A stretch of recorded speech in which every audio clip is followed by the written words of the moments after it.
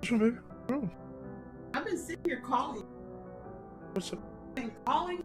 I don't know if you just No, I wasn't. I'm setting this up. I mean, how loud is? I'm setting this up. I'm in the zone listening to this and doing that. I'm sound checking. What do you need, baby? Okay.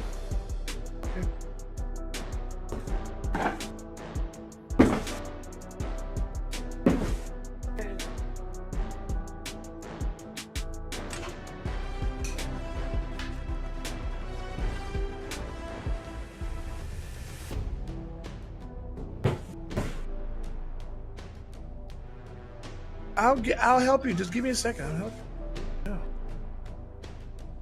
And what do you need for charity? If I'm not, you don't need my help. You always need my help. No, need my help. Damn. Every time I get on, you want to be evil and get mad at me. Not paying to your dang nerves.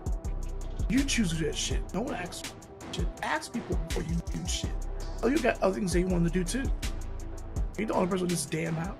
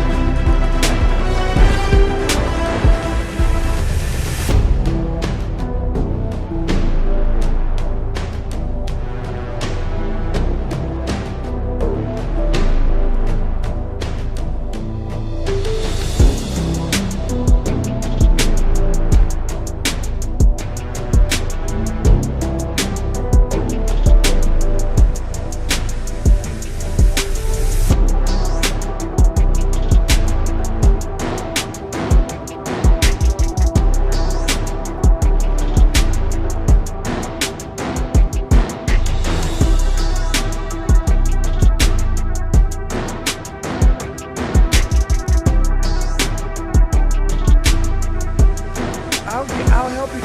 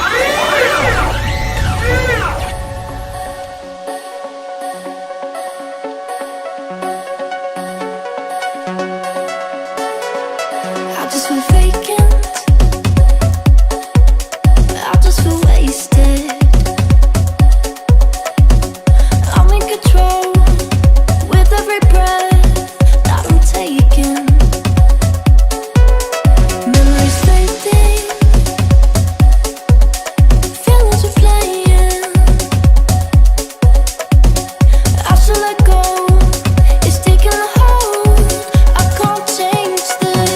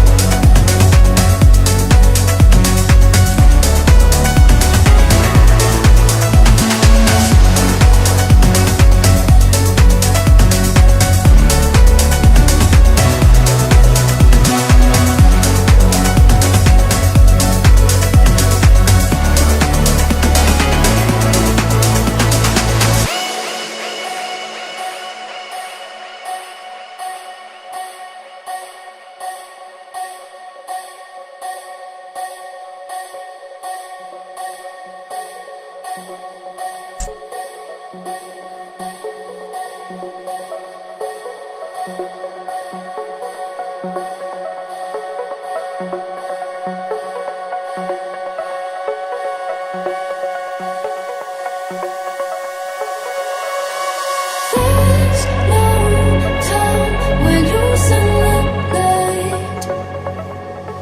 come on and free your mind the way you did mine. Feels just like I wanted to.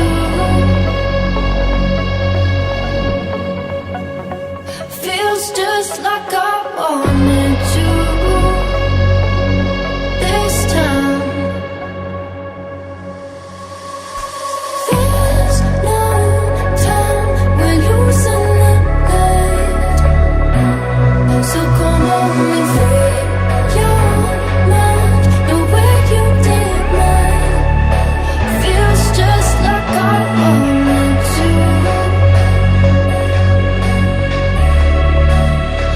Feels just like I wanted to. This time there's no time when losing the light. So come on and free your mind the way you did mine. Feels just like I wanted to.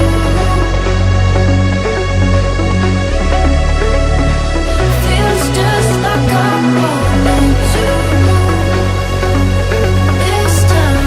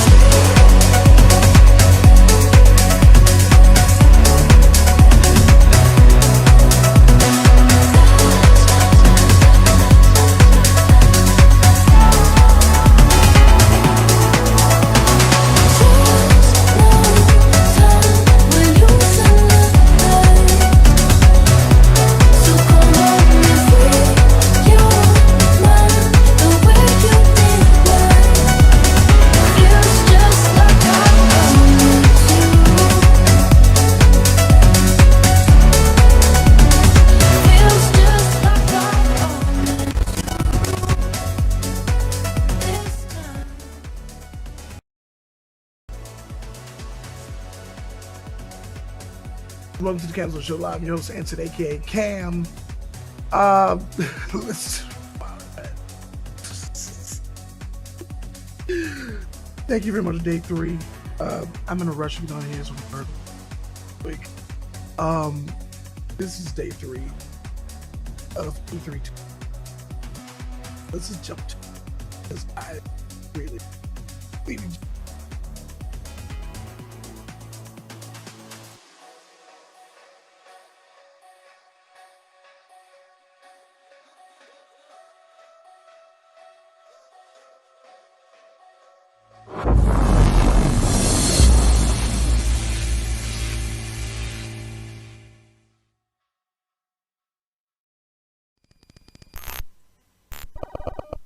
Hi, I'm Tommy Tellerico, and what an honor it is for Intellivision to be a part of this year's E3. I want to personally thank the ESA for having us be involved. And we have seen some incredible stuff. What a great time to be a gamer. I've been in the video game industry for over 32 years and have been a part of the creative teams that have made some of the greatest video games of all time, including things like Disney's Aladdin, Earthworm Jim, Tony Hawk Pro Skater, Metroid Prime, Guitar Hero. I'm even the guy who did the oof sound for Roblox. Don't hate me. In fact, I own the Guinness World Record for the person who's worked on the most video games in their lifetime. My mother's very proud. But I'm here today to talk about Intellivision and our brand new video game console, Amico. Now, amico is the Italian word for friend, and that's basically what we've designed our entire system and games around. That friendship, that multiplayer, that couch co-op experience. See, when I was growing up, we didn't have the internet to play video games, so if you wanted to play with somebody else, you went over their house or they came over to your house. It was everybody in a room. In fact, I bet if you're a hardcore gamer, you're probably like me, and I bet your fondest memories of playing games were when you were playing with other people in the same room together. That's what we're all about. Now look, I'm gonna be honest, for a lot of you out there watching this, I'm not gonna impress you with our teraflops and gigawatts and screaming processor and incredible lifelike graphics. That's not what we're about. What we are is a really simple, fun party machine that you can bring out when maybe some of your non-gaming friends come over. Maybe you have a husband or a wife who isn't into gaming as much as you are. Maybe grandma comes over and you want to play a simple motion control game or a card game or a board game, dice, whatever it is. See, all of our games are built around fun and simplicity. That's the most important thing for us, and gathering people in a room together to do it. Here at Intellivision, we've assembled an incredible, passionate team of game makers who have over 600 years experience making some of your favorite games. Everything we do, we focus on bringing people together and having simple fun. In fact, we've designed our hardware entirely around those two things. So for example, our controller is really unique. It has a color capacitive touchscreen on it. It really comes in handy when you're playing others that might not be as good as you in gaming. So it's a great way to give them little hints. For example, here in Shark, whoever's in last place, it will vibrate because we have haptic as well. And then it shows the color of the clam that's going to release the next big bonus pearl. So only that player will get that information. And also, having a screen on every single controller gives you a lot of really cool and unique abilities to do game and game designs. For example, everybody has their cards and they can hide it in a game like Spades. And here you'll see it on Farkle, another one of our 6-pack-in games that you get free on every console. You can shake it and you'll feel the vibration. We have haptic feedback. And watch, you pour it out, boom, and the dice pour right out onto the screen. Motion controls are also really important, especially for casual gamers. So a lot of our sports and recreation, for example, will use that kind of motion control. You'll see here with Cornhole, you're throwing the bag into the hole. By the way, this is another game that comes free on every console. Now our main disc is really unique as well. Most directional pads have 8 positions, up, down, left, rights, and the diagonals. It has 64 directions and touch sensitivity as well, so the harder I press down, it'll affect gameplay. Here's a feature I think a lot of gamers are gonna love. I can take my controller, I can go over your house, dock it in your system, and because it recognizes that it's my controller, we can now play all of my games that I own on your system at your house. As long as my controller is there, my games are there as well. Another cool feature that we incorporated is wireless contact charging. So once you're done with your controller and your game's over, you just dock it right back into the base and it charges for you. Another unique feature of Amico is that we have interactive LED lighting all throughout the console itself, the base, and all of the controllers. We also have RFID built throughout the entire console, which means you can get a gift card, for example, tap it on the system, and it shows up immediately. You know what's really cool about having the focus be people playing together?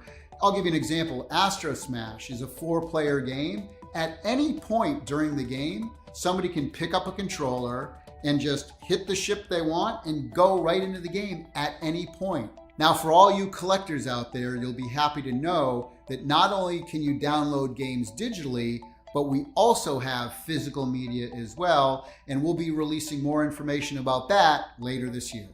Now, here's something I think a lot of gamers are going to appreciate.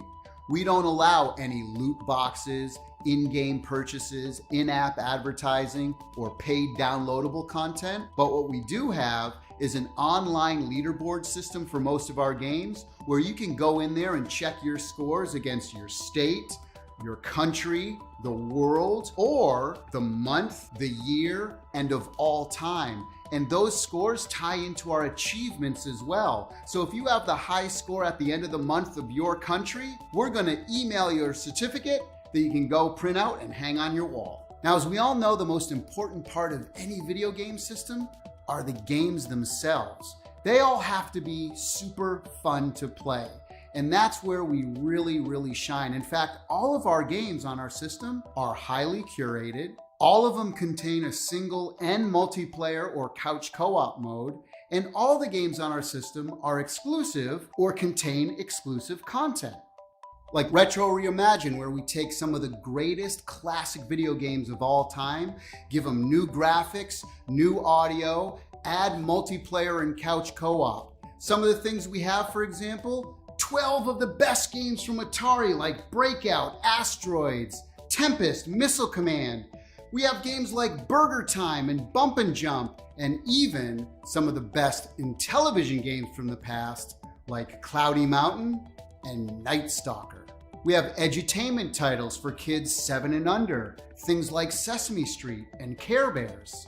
Now, our original IP category contains brand new games that we've created, a lot of times around our unique controller. Some of those games are platformers like Finnegan Fox, Bomb Squad, Space Strikers, Flying Tigers, and we even got the original Echo the Dolphin team to create our new title called Dolphin Quest.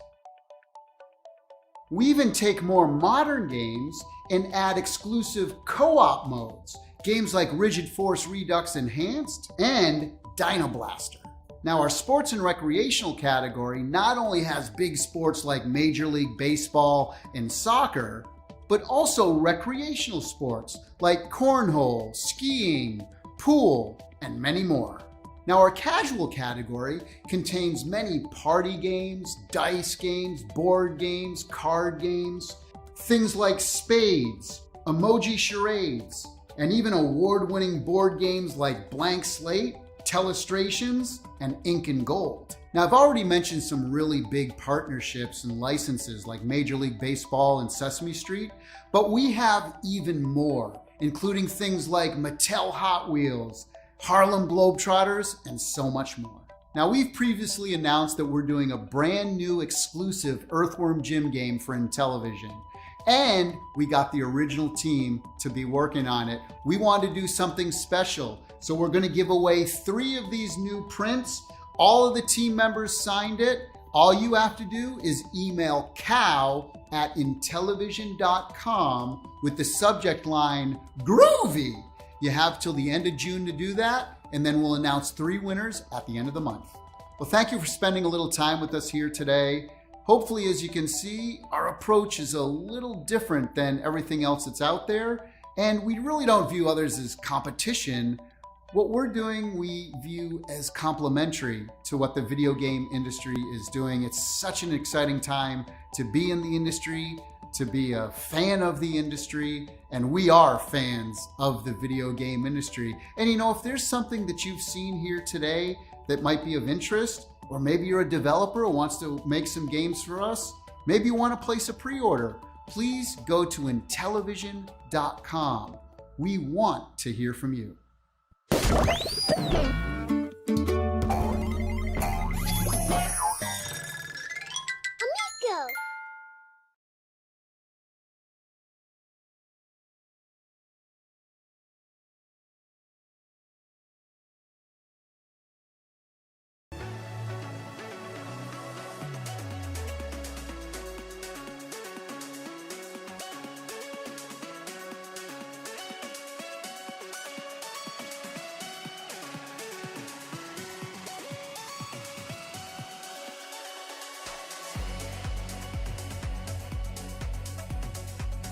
Is it just me? I have not seen in television in how long?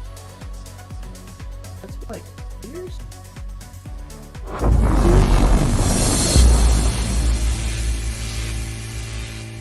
Like years?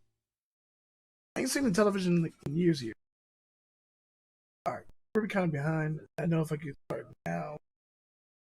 If we get out of the way now, we can jump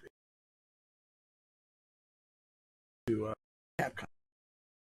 Because they're doing it right now as we speak. But I'm trying to get everything like now, because I was trying to do the mystical games. And, so it would take two, and it would jump over that. So I think this would be perfect. Let's do it.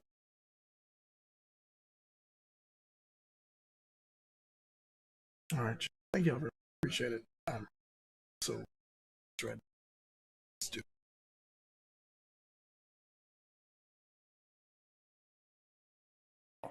On June 11th, PS5 gets Ratchet & Clank Rift Apart, which must be enunciated lest you sound like you said ripped a fart by accident. That will hopefully give us a better idea of what the PS5 is capable of, but at the very least, it has a gun that turns people into shrubs, which is hilarious. PS5 and PS4 and PC also get Guilty Gear Strive that day as well, so you can make gorgeously animated people wearing way too many belts whip each other's asses faster than the human eye can even comprehend.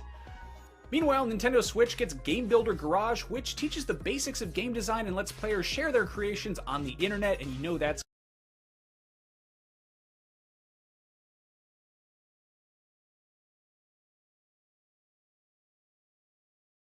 Near Replicant version 1.224744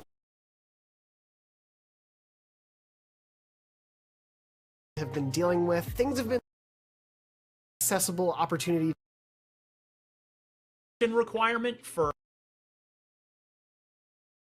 controller drift again and random disconnects, but other than that, really, the console's been pretty much working as designed. It is quiet, it is cool, it is powerful. There haven't been any major OS issues, crashes, any other real problems of note that I've seen out in the community. Basically, I would say it's been pretty smooth sailing on the Xbox side.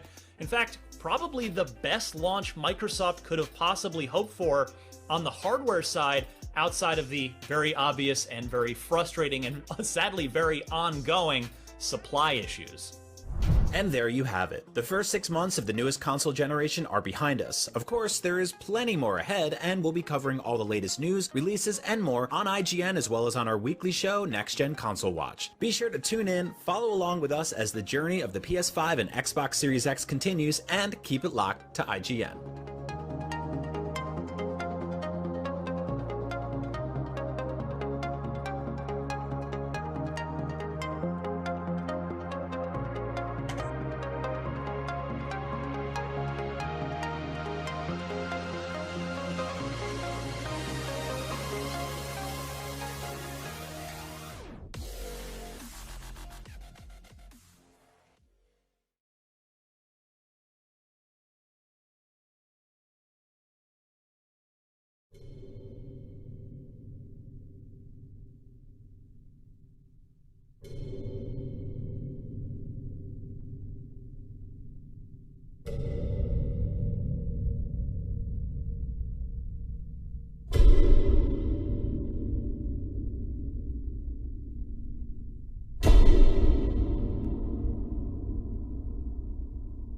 I'm sorry.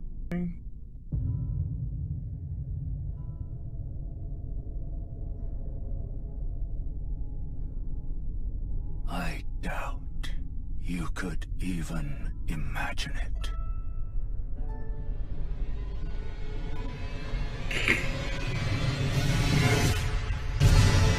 That which commanded the stars, giving life its fullest brilliance.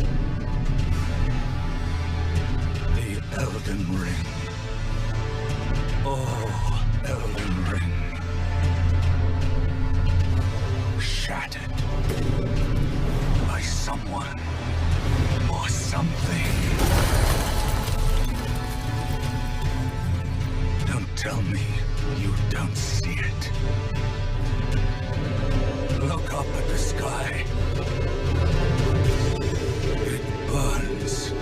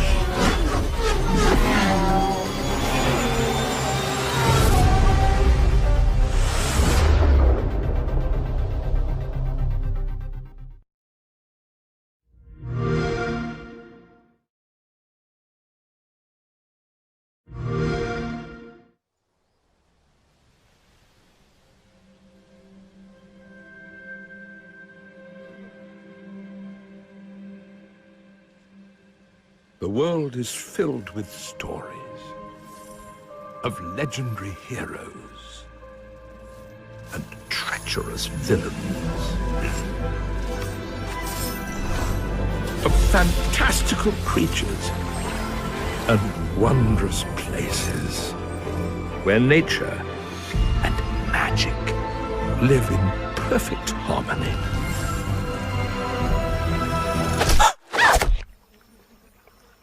Not all stories have happy endings. But yours has yet to be written.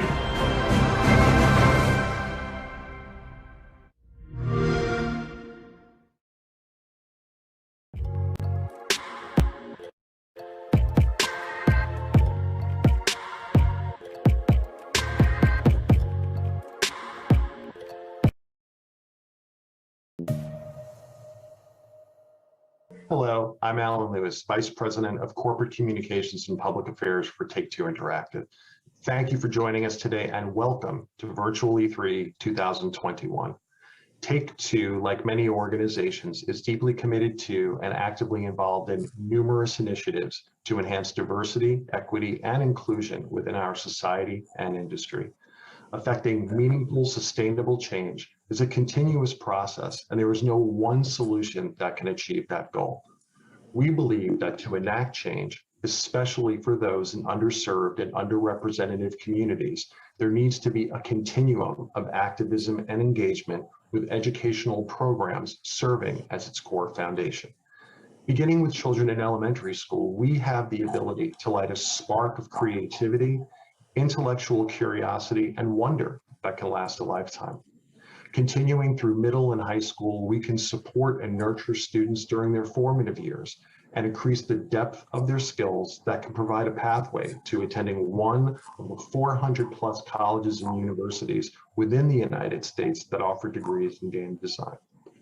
Providing opportunities to attend these academic institutions, including need-based financial support, is also a critical component to helping end generational cycles of inequality. And while pursuing their creative and technical degrees, students can learn firsthand from industry leaders that share their experience, acumen, and passion through one-on-one mentoring and internships at our organization. Together, if our industry can execute this continuum, we will have invested meaningfully in the lives of the youth from these communities for more than a decade before they begin their professional journey. Diversity and inclusion make us a better industry for today, and most importantly, for tomorrow. It allows us to make better entertainment experiences that are authentic, culturally relevant, and reflective of the audiences that enjoy them. Today, we have brought together a few of our important partners who will share their organization's mission and role in this endeavor, as well as their insights on how we as an industry can continue to take these important steps together for the future. We hope that you find their work as inspiring as we do. It is now my pleasure to turn things over to my colleague, Tony Lagans, Director of Diversity and Inclusion for 2K, who will be the moderator for today's discussion. Thanks, Alan. It's my pleasure to be your moderator for today's session. Before we begin, I'd like to introduce my esteemed panelists today. We're going to start off with Jim Huntley. Jim Huntley is currently the professor and head of marketing at USC. Jim is a faculty advisor, and he's an executive producer for USC Games Expo and a co-founding partner of PACU Gaming. Next, we have Susanna Pollock. Susanna is the president of Games for Change, which is a nonprofit that empowers game creators and social innovators to drive real-world impact through games and immersive media. Next to Susanna, we have Gordon Bellamy. Gordon is a professor of practice of cinematographic arts at USC. He is also the head of USC Bridge Incubator, which is a program that helps to cultivate the next generation of leaders in the video game industry. And last, next to Gordon, we have Layla Shabir. Layla is the founder of Girls Make Games, which offers a series of summer camps, workshops, and game jams designed to inspire the next generation of designers, creators, and engineers. Welcome to all of you, great panelists, and thank you so much for joining our important discussion today. Now, I'd like to dive right in here. And Jim, I'm going to start with you. In Alan's opening, he mentioned something that was so important, and it was really just talking about the increasing role that diversity, equity, and inclusion it is playing in the video game industry today. So before we get into the big concepts that we're talking about here, let's just break some things down for our viewers. Jim, can you help us understand and talk about equity and diversity and why it's so important in the conversation about the video game industry today? Absolutely. Equity and diversity has been a challenge for the gaming industry since its inception. It hasn't really changed very, very much over time. But I think the biggest change that people are seeing in the last 2 to 3 years are the lack of it in the modern era and the rationale that there's no excuse behind not having better equity and diversity in the industry from here on out. So what I like about working with companies like Take-Two and some other companies that have reached out to me about an initiative we started to call the Gerald A. Lawson Endowment Fund is that companies are now looking to invest in getting more diversity in their ranks and getting more stories told from different points of view. I appreciate that. That's great conversation there. So let's talk about just kind of the inequities and why is it so important to have these conversations, talk about that whole aspect and just getting people in the right mindset to understand what's available for them as majors in this industry. Jim, just talk to us a little bit about that. Absolutely. So a lot of what we've been focusing on from a USC Games perspective is making sure that students of color, Black and Indigenous students in particular, because they have the least amount of representation within our industry out of all the various demographic groups. We've been focusing on scholarships, but the challenge that we have, and I think the challenge that society and the industry has, is it starts earlier than that. There's a phrase from, I can't remember who to attribute it to, there's a phrase that he used that I remember saying, the inequities of our past pay dividends into the future. And that sticks with me because the reality is if you don't have a great opportunity or access to computer science labs and specialized education in grade school and high school and junior high school, the odds of you having a great portfolio piece when it comes time to apply to a program like ours puts you at a deficit. And if that deficit keeps rolling on into the future, generation after generation, the gap between the ability to get into some of these slots in game design and not being able to get them gets wider and wider. So we need to do a better job as a society, and we are willing to do our part and help work with companies like Take-Two to lead the vanguard on how do we get students some opportunity from grade school? Like how do we make sure they can see this as an option? Because when I, as a Black man, get in front of a small group of grade school students, and I say I work in the video game industry, you can see the eyes just their minds explode because they've never seen anyone like me and the videos they see on YouTube or other visitors to their classes and to their seminars. So it's important to show that we have a presence here, but it's also important to make sure that the students who look like us, who are 20 years, 30 years, 40 years behind us, also have the opportunities that we didn't in some cases to get a job in this industry. Yes, thank you so much for your insights. So important there. Susanna, that really kind of speaks to a lot of the great work that you're doing in helping to reach this underserved community. Can you talk about the work that Games for Change is doing? Sure. Our mission, as you said earlier, is to empower game designers and social innovators, right? To use games for social change. And we see our work with younger people as really inspiring the next generation, right? And so just what Jim was saying, like we're going as young as sixth grade, sometimes fifth grade, but trying to give young people, and mostly in Title I schools, so those are schools that qualify for free lunches, which often are representing the underserved communities, an opportunity to dive in deeply into this gaming industry, this experience they all love to do, and help them become creators of this content, not just consumers. And we've been finding that it's a program that we've been running called the Games for Change Student Challenge. We've been running it for the past 6 years. We've reached over 30,000 young people in middle and high school.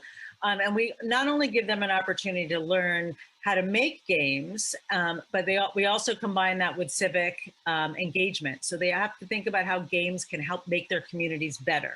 So right from the start, we want to empower them to think about this really important medium, not only as something they love to do, but they actually can make.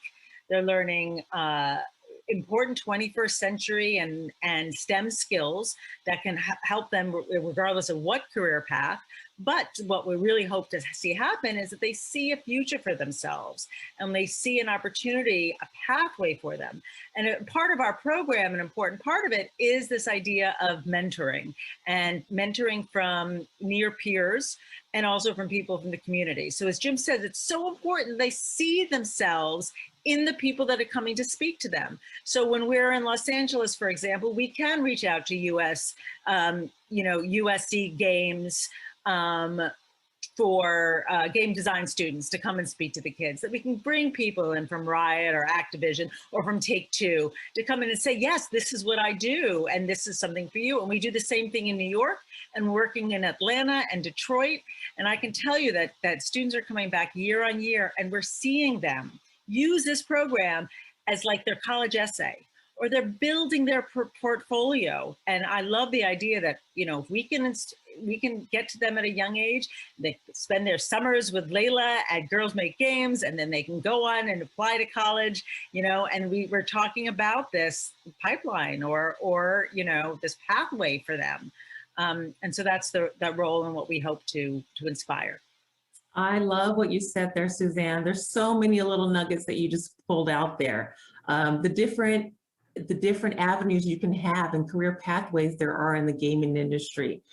Just the activity that you can have in terms of having mentorship and role models and representation, and just, having good gamers out there. So there's so many things that you talked about that I want to hit on. Let's just pull Layla into this conversation and just talk about the idea of mentorship and representation.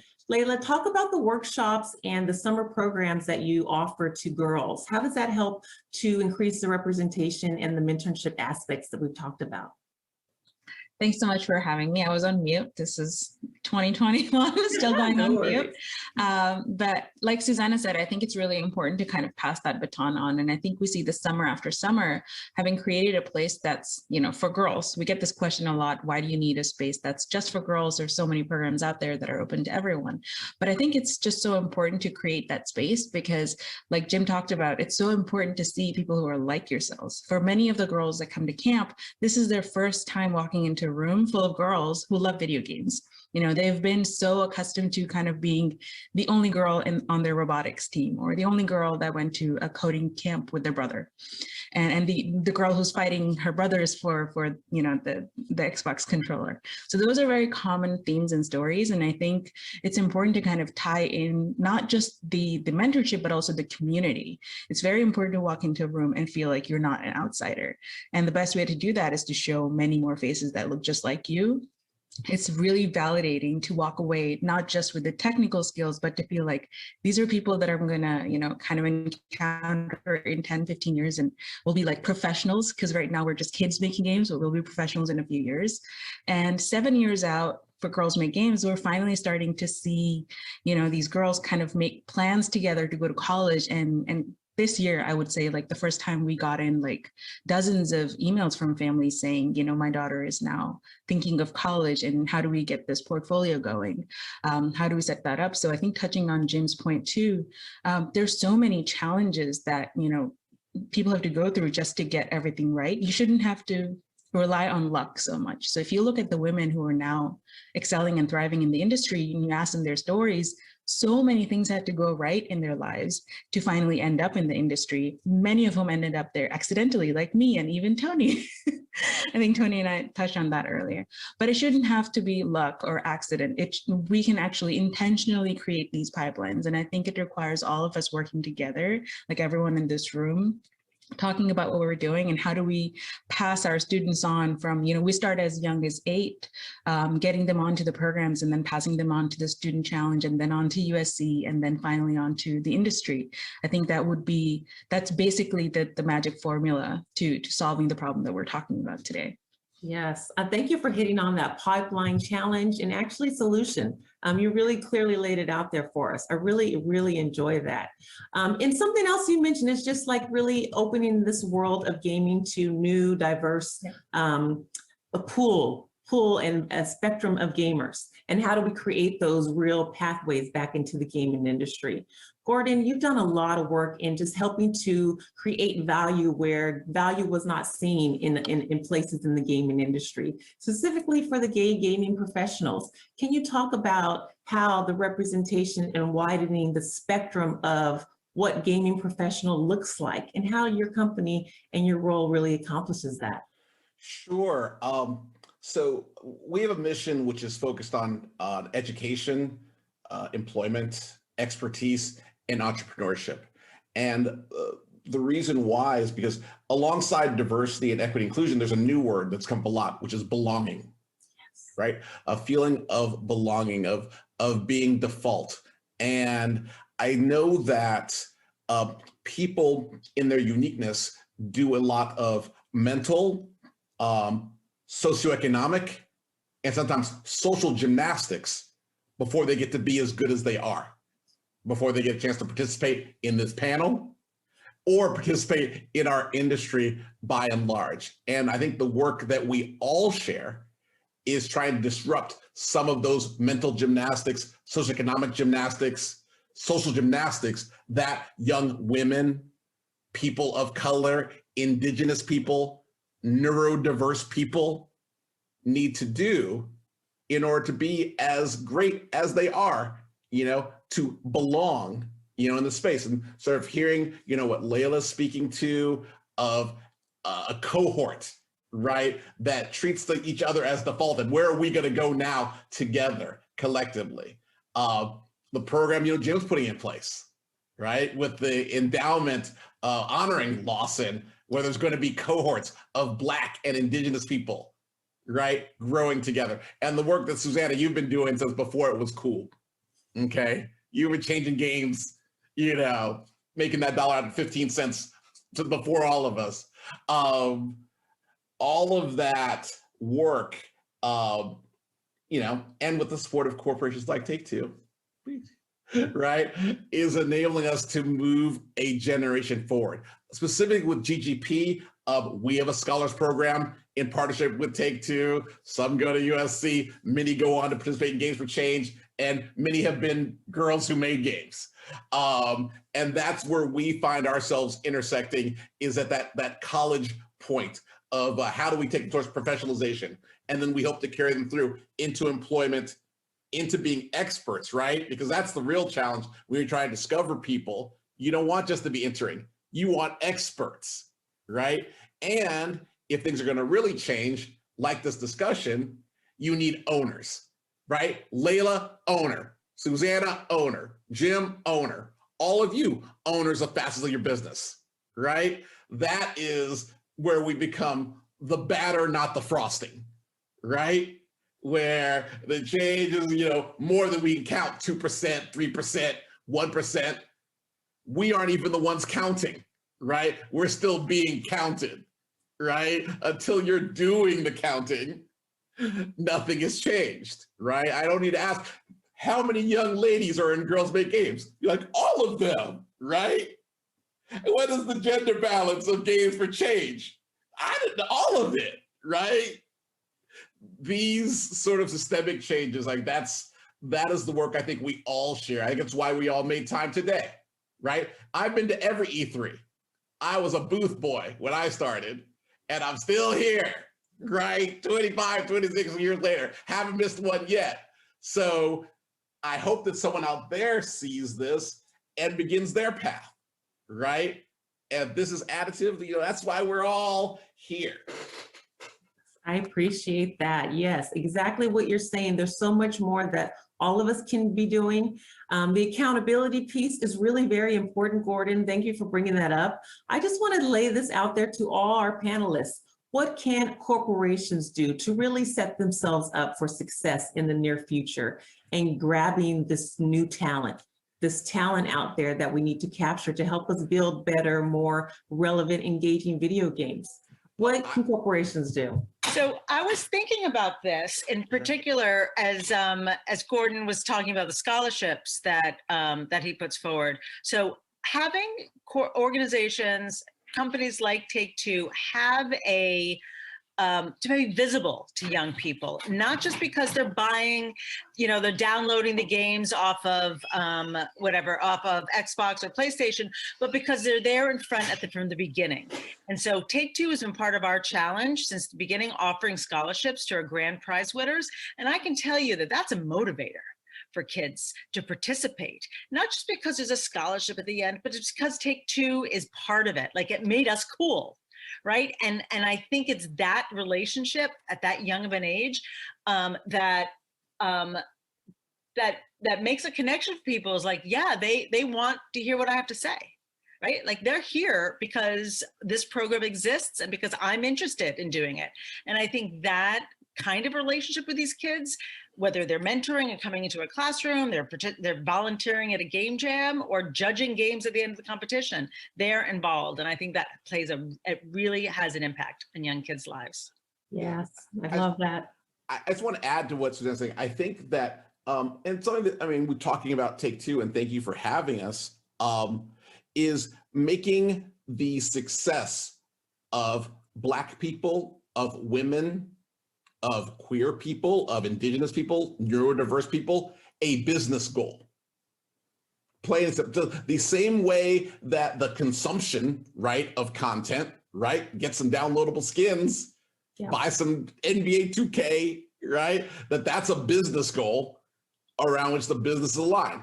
And I feel as though if the expertise of women, Black people, neurodiverse, other populations was a business goal, then that would be the change. It'd be that simple. Like, oh, our business is more successful if there is more of this, right? And that's about people being of value versus just being valuable, which are two different things. There's lots of exceptional people, right, who are of value in spite of their circumstances. They're valuable, right? There's a difference between saying you're of value and that's a business goal in itself. And I think that's the real change, because it used to be, just real talk, it used to be about exceptionalism, right? And be like, oh, you're able to thrive under this duress, right? Isn't that cool? Versus, right, you are actually who we are, so we are going to cultivate you. That's who we are year round. That's what we look like, what we sound like, right? Who we are, right? And so as the lever moves more towards that, right? The same way, like, I have biases. I attended Harvard College, so I'm of value, right? There's value in that, right? I'm treated that way in some circles. If the same lens was put onto women, onto brown people, Black people, queer people, then there'd be no, as the kids say, no cap on the change that could take place. Right. And that just speaks to being deliberate with our diversity, inclusion, equity practices. Corporations really have to take that accountability and, like you said, do what's right in that spectrum, in that conversation, looking at value from different sources and kind of recalibrating our minds to that. But like you guys have said, it takes time. It takes starting earlier in the pipeline. I love that you just call that out. What other things can corporations do that are just different than what we've been doing in the past, perhaps? What would you recommend? I would even add to what Gordon just said, the looking at this challenge as a business challenge is key. That's what, between the inspiration of the social justice marches from last summer and really talking to our chair, Danny Bilson, who said that, hey, if you were going to tackle this issue, this giant generational issue as a business problem, what would you do? And that flipped the light switch on for me. Well, of course, like any business problem, what are my challenges? I've got gaps in my supply chain, if you will. So how do I fill those gaps in my supply chain? And really working your way backwards in a way where you're putting objectives, strategies, and tactics in place to achieve those goals from a business perspective. You're going to see outcome when it's not just, hey, here's a check and good luck with charity X. It's going to be more of, okay, here's a check. This is what we're hoping to see. Let's measure along the way and see if we're seeing progress on that. And it's the measurement of progress and adjusting in real time based on the data that you're getting back That's where you're going to see the gap start to close in a meaningful way, and be able to point out to other people in the industry, like, hey, all right, Chuck, I'm going to fast forward through this because I want to get to, and really had an impact on society as a whole. this is something we've been talking about is really going to be over the years period. So I like to So think I'm about gonna it play as through. like a pie. I'll let it play through. You know, when we think about like, from like I've a been doing this for I strategy, don't know we always how think long. about there's a piece of the pie and everyone gets a little piece of the pie. But I think the way we have to approach this is really, the pie is not a fixed size. I think by including more people, the pie gets bigger. So it's not a fixed size that we're trying to all get a piece of, but by including more people, you know, in the industry, by becoming creators of this medium, we actually expand the medium, expand it beyond just entertainment. And I think that speaks really heavily to me as a problem solver. Is like, when I look at video games, it's such an underutilized tool for social change. And I think like that, I can see Susanna kind of has been on the forefront of that. And coming in as an outsider to the games industry, I was just kind of blown away that, oh my God, you can do so much. Like 9 out of 10 kids play video games. You know, not 9 out of 10 boys, 9 out of 10 kids. We're talking about literally changing perceptions and inspiring and educating generation after generation. And yet that power rests in the hand of like a select few.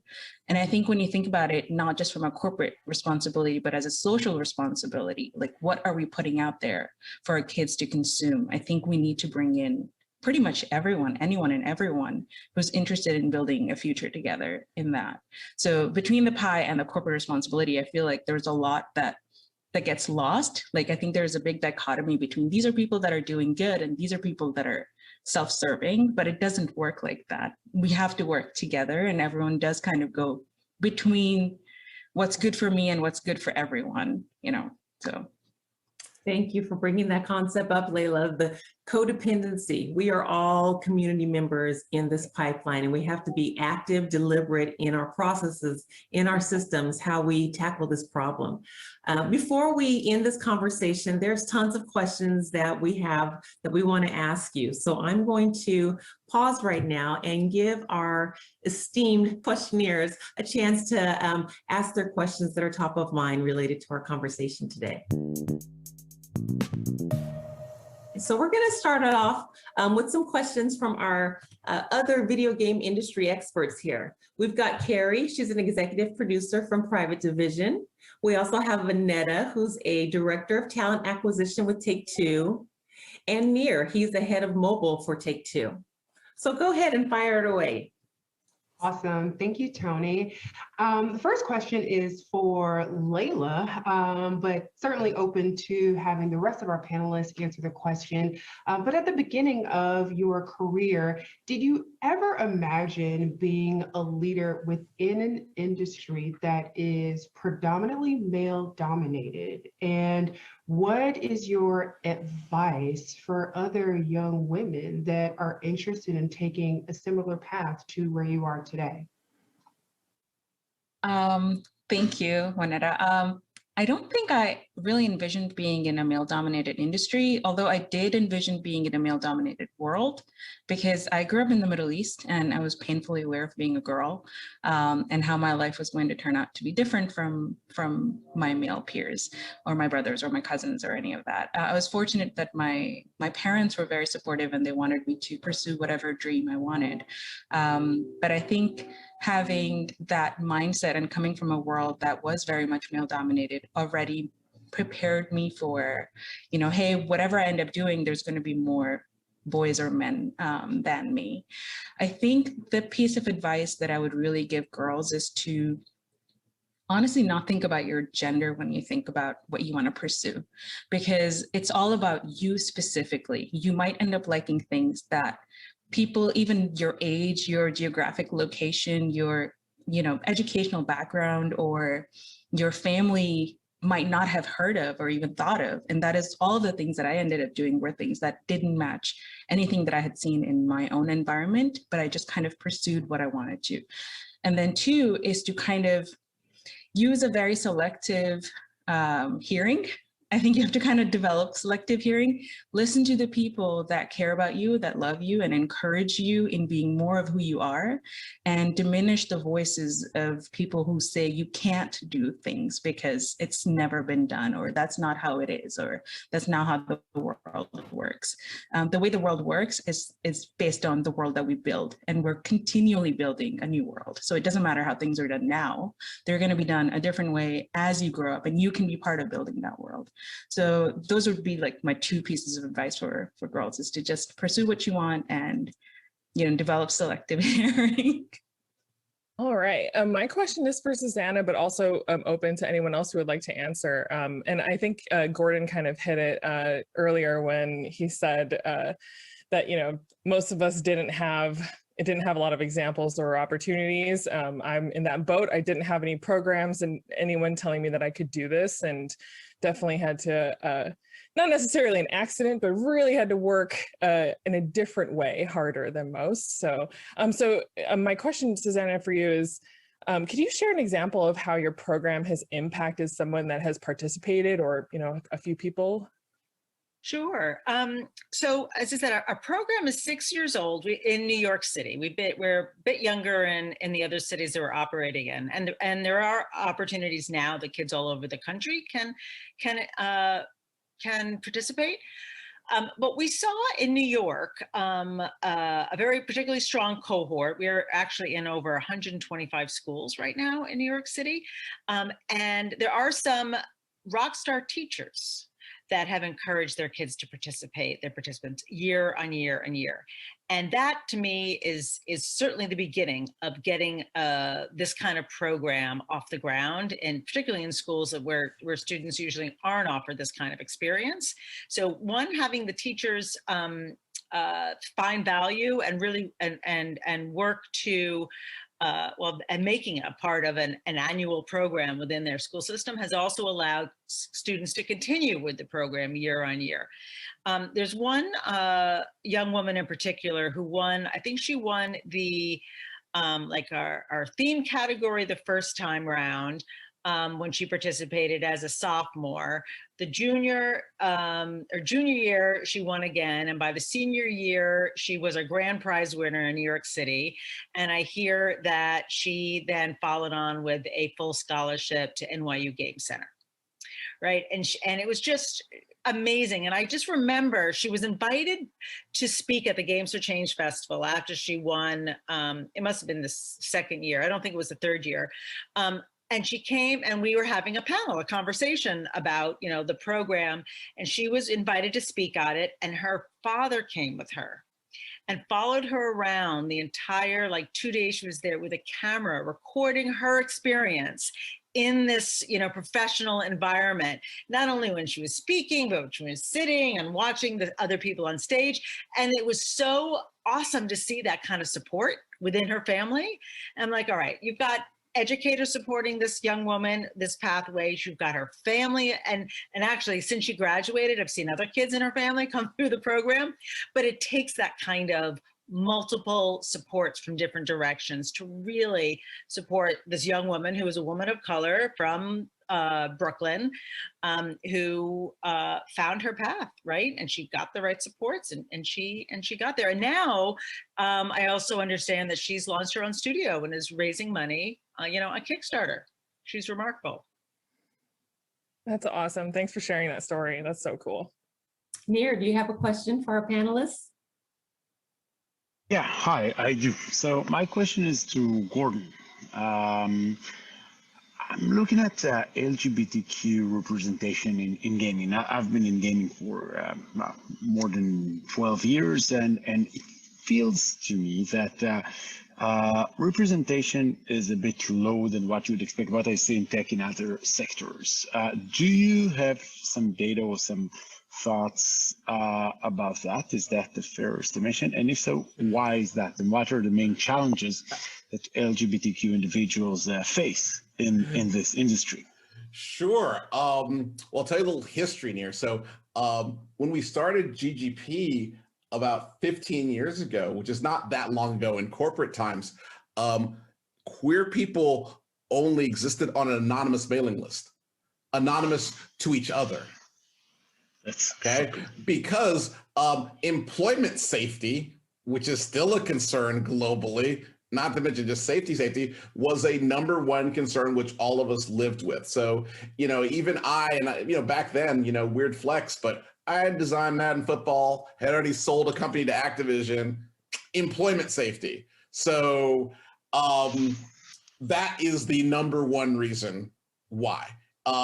And just in this new recent history, have we begun to build the trust and value in each other so as to aggregate and to even acknowledge each other, okay? And to build systemic ties to companies like Take-Two and others to move from hiding from the industry, right? Escaping from the industry, to affinity, right? To employee resource groups and corporate leaders like Tony existing, right? And we're moving closer to being a business resource. And so in other technology areas, that path is further along, where it is like to say, in the batter, that the queer identity is of value, and there's customers, there's of course creators, there's of course business leaders and owners, of all walks, and in the optimum business, you would cultivate, all types of people. As a game craft, we are still in generation 1. You even asking this question here, you are a wild pioneer. You are the out there with your machete chopping down bamboo to even ask this question, which presumes that LGBT people would be employed, okay, and then in communication with each other, right? In communication with each other across different companies, and in any sort of ongoing concern. So welcome. Thank you for asking. For those of you at home, we have a Discord and a Facebook that you can all join and participate at any time, or you can reach out to me directly on Twitter, Gordon Bellamy. Wherever you may be on or off your path as an LGBTQIA person or an ally, right? Because I think that's something we've all discovered. And I think whatever population you are part of, whether it be across gender or race or expression identity, is that you don't have to be a member to care, okay? You don't got to be a member to say this is an important issue. And in fact, a lot of the work that we do at a corporate level is saying, hey, you don't have to do all the work, right? You know how to push the rock that's sitting on you. We're going to help you push that rock that's on you. It's not on me, but I can help push, right? Because I can see it. It's on you. And so asking these questions, corporate support, time, right? 3 T's, time, talent, and treasure, will move this discussion forward. I hope that answers your question there, but otherwise just get at me. I can, tell you more. And anyone else there who's watching, we can tell you more in greater detail.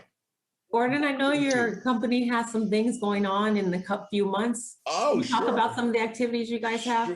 Sure. So we have most of our content now, in addition to our Scholars Program and our community service that we do with Take-Two, is streaming. So we stream front page of Twitch and we bring it to YouTube, content around equity, inclusion, belonging. And not just LGBT, we just had our second Indigenous Game Creators panel yesterday. Big hit, because you know what? Indigenous creation has always been here. In August, we're going to be doing our first GGP Honors, which is going to be honoring the best in diversity, equity, inclusion, and belonging in our craft. So we're going to be lifting up the people who do the work, right? Every day in our ERGs, in our executive suites, like Dr. Liggins, right? These people need to be cultivated as well, right? The same way that we cultivate engineers, artists, and other things that we value, right? Things that we value need to be cultivated. So we're going to be getting to do that work August. Tune in, front page of Twitch. It's going to be a mood. Hope you're all there. Awesome. Thank you. We probably have time for one more question, so let's go for it. Who's got their last burning question for our panelists? Oh, I have several questions. Burn.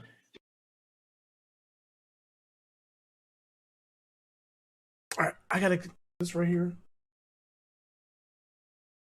Any questions? Go there, check it out for yourself. Take-Two Interactive E3 2021 panel live stream for Summer of Gaming. Let me get this taken care of. We need to get to, because right after this, we're gonna do summer. CAPCOM's coming up. Real.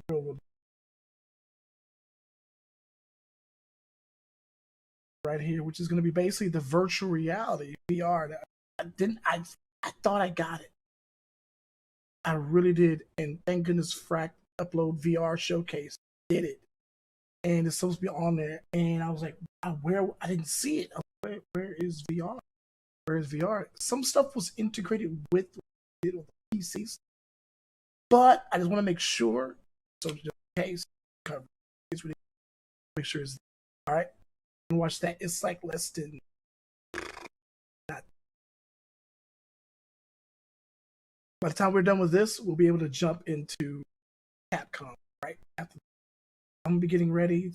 After this, I have to get ready to go somewhere, and I will be more definitely be so close. If you catch me on social media, I'll be posting stuff. Seeing things you could be seeing on the KAM Zone show that I feel is really exciting. This season, season 6. Sure, I go to the actual level, so we can always every single day, always focus on stepping by any means necessary, doing those things. This is this future of this company and this show. Please. On that, if you see me do something, they'll say, "Hey man, you step your game up." Please, Twitch, Twitter, all that social media, hit me up. Hey, it's time. Sweet. All right, let's jump into some VR showcase. I have that's what I'm doing. I have an on. I love it. Oculus Quest 2. Jump into it right now, so we'll be able to switch from this to there. Thank y'all so much for your appreciate it.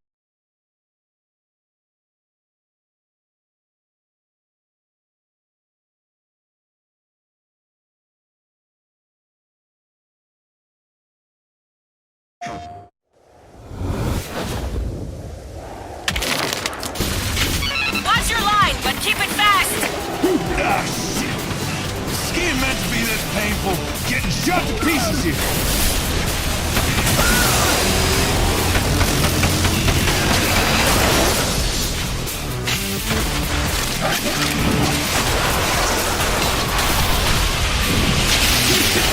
Oh, shit!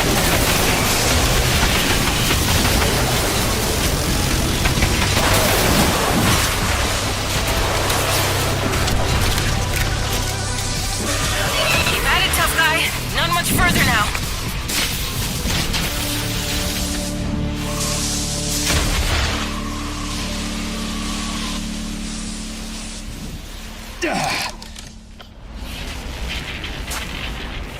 This place looks abandoned. Yeah, take a look around.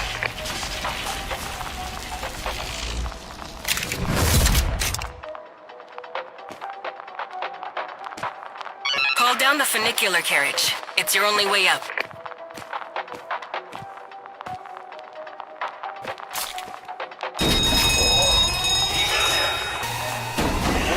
Looks like we have company.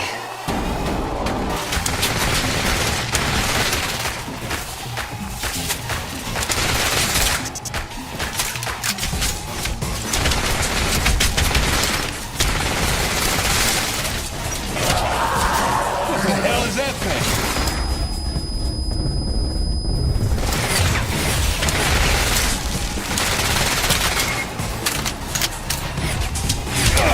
Damn, that hurts. These boys, you want to target their backs. Looks like a weak spot. I need to get out of here.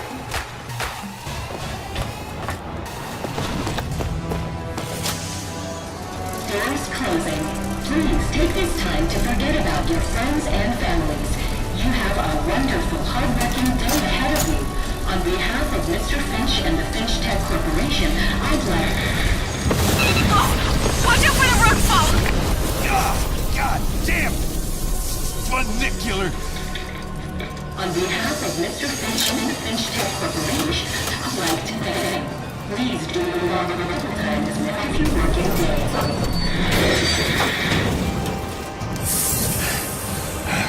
Now that was too close. KAM said hello. Shit! Come on, concentrate. Don't look down. KAM said, how are you doing, Lizard? This doesn't feel safe. Damn, that was close. That's it. Just keep on climbing.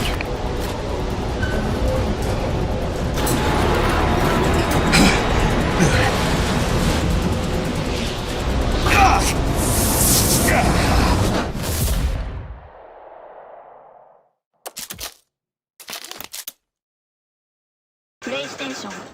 Whoa, that looked good, didn't it?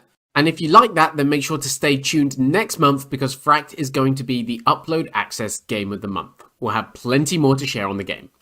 Thanks so much to Endreams for showing us the latest from Fract. Alright, let's kick off the show.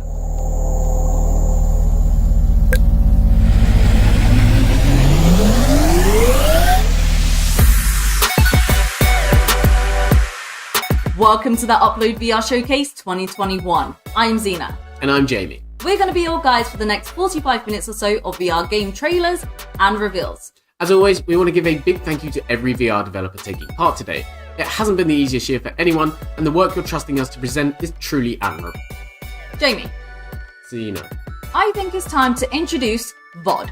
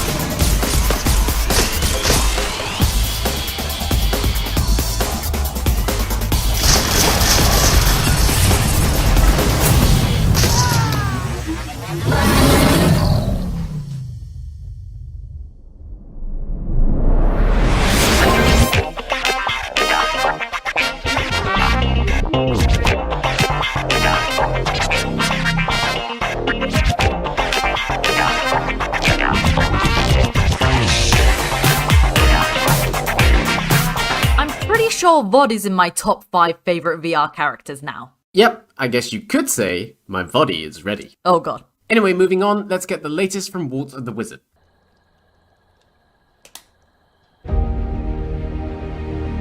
We've done some amazing things together, haven't we?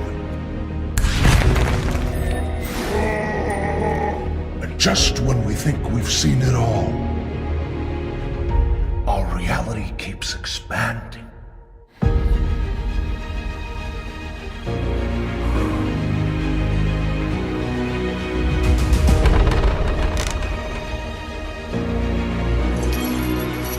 This is natural magic, and it is yours to control. But be careful. This reality is not ours alone.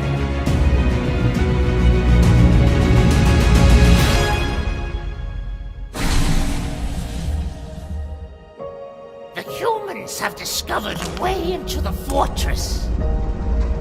Pitiful creatures. They won't last long.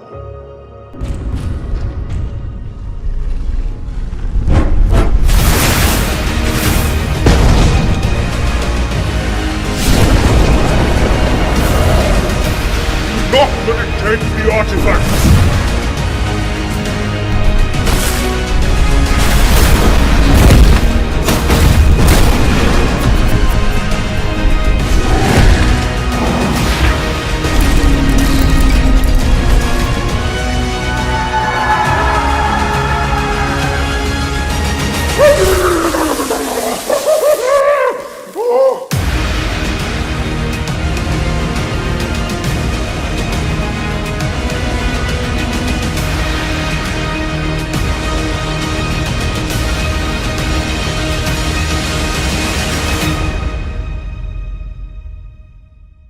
Waltz of the Wizard's Natural Magic Update is coming out on July 6th. Earlier this year, indie studio 17-Bit revealed a gorgeous new survival VR game called Song in the Smoke. Today, we've got a sneak peek at an in-depth look at the game coming your way soon. This is at its core a survival adventure game. It's a game about a person's journey through kind of a very vast,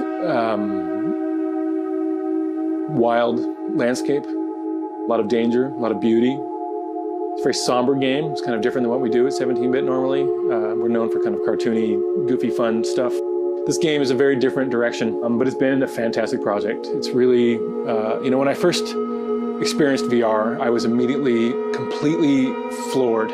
I mean, I was in tears almost at how incredible the experience is. I mean, it's not a game anymore. It's a world that you are inside of.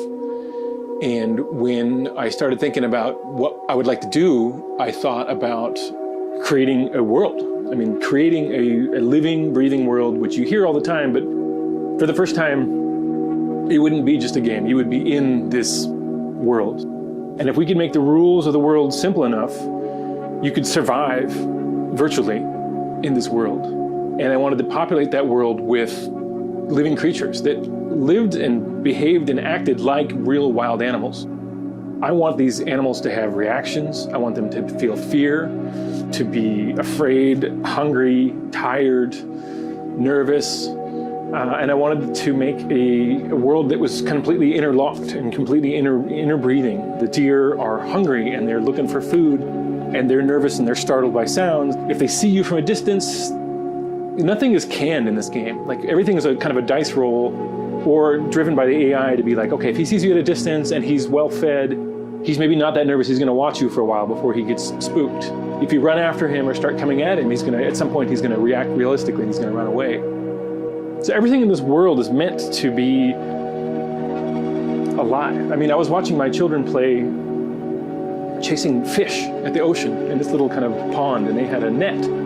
And just them running around chasing after these animals was incredibly engaging to them. And I was like, this doesn't have to be crazy high levels of artificial intelligence. It just has to act realistically and be sort of alive.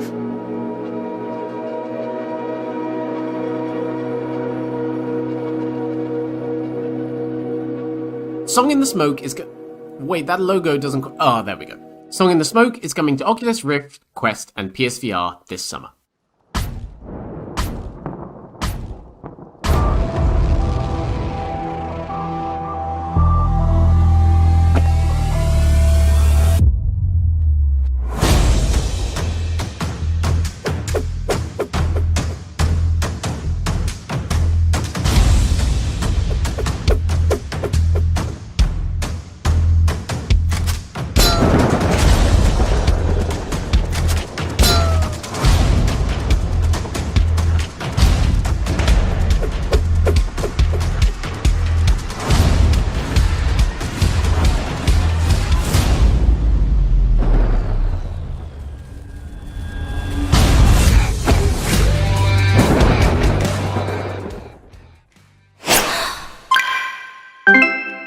Against looks like a brutal and bloody take on Beat Saber, and I'm totally into it.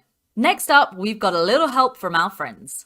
Hi everyone, we are Cass and Cherry and we have a few new VR titles for you today. We have space battles, drum battles, samurai battles, and even adorable dinosaur puzzle battles. Take a good look because these games will be with you very soon. Eternal Starlight is a tactical space combat game in which you command a fleet of ships, zoom in and out using intuitive VR controls, and outflank your enemies when the game launches on Oculus Quest and PC VR next week.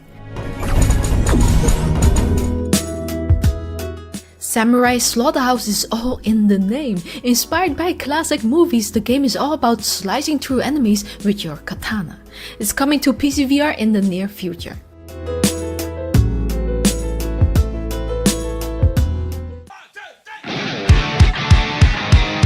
Smash Drums is every drummer's VR dream. This VR rhythm game trades lightsabers for drumsticks as you smash your way through 21 songs. It will be on Oculus App Lab on June 17th.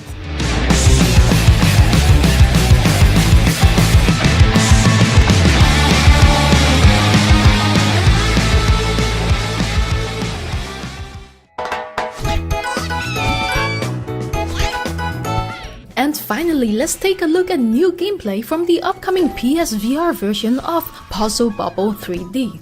This classic puzzle game has been completely reimagined in VR, complete with adorable dinos. It's coming to the platform later this year.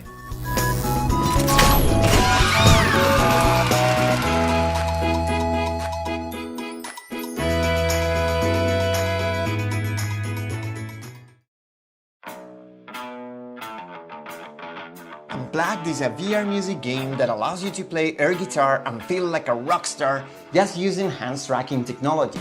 So that means no plastic guitar, no gloves, no anything, just you rocking hard.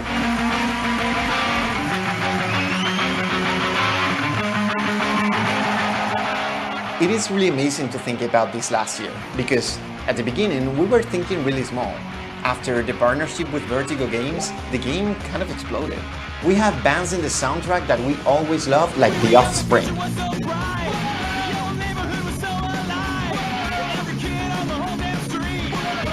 The lead guitarist from Guitar Hero, Marcus Henderson, has joined Unplugged. His experience and passion has taken the game to another level. Strap on the headset and get yourself on stage. You'll be able to pick from your choice of guitars and amps and help you power yourself through this incredible rock journey that is waiting for you. We've made a huge progress on the gameplay over the last months. Now we have several different nodes, power-ups, mini-games, crowd interaction, and much more. We have famous music, an amazing team, and we are putting all our heart on the game so we can create a real love letter to rock. We're some of the biggest, loudest, most insanely cool songs. So get your fingers warmed up, and we'll see you in the game soon.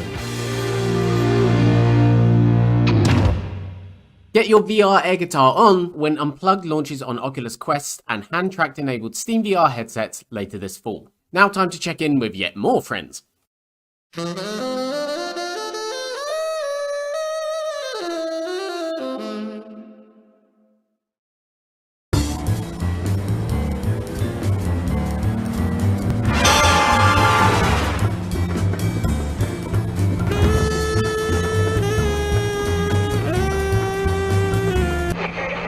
Hey, Max, how many times have we had to bust out of some criminal cheeseball's lair? This week or in toto? You'll be locked into a room and must use your wits to obtain egress. You know, you could just say it's an escape room. Just go on in. We've locked you here in the park's old security center and hidden clues all over the place. The goal is to find the 3 hidden keys. You'll be judged on how fast you escape. And also on your evening gown. The 3 keys will be hidden within 3 deceptively innocent receptacles. Like a puppy or Greta Thunberg.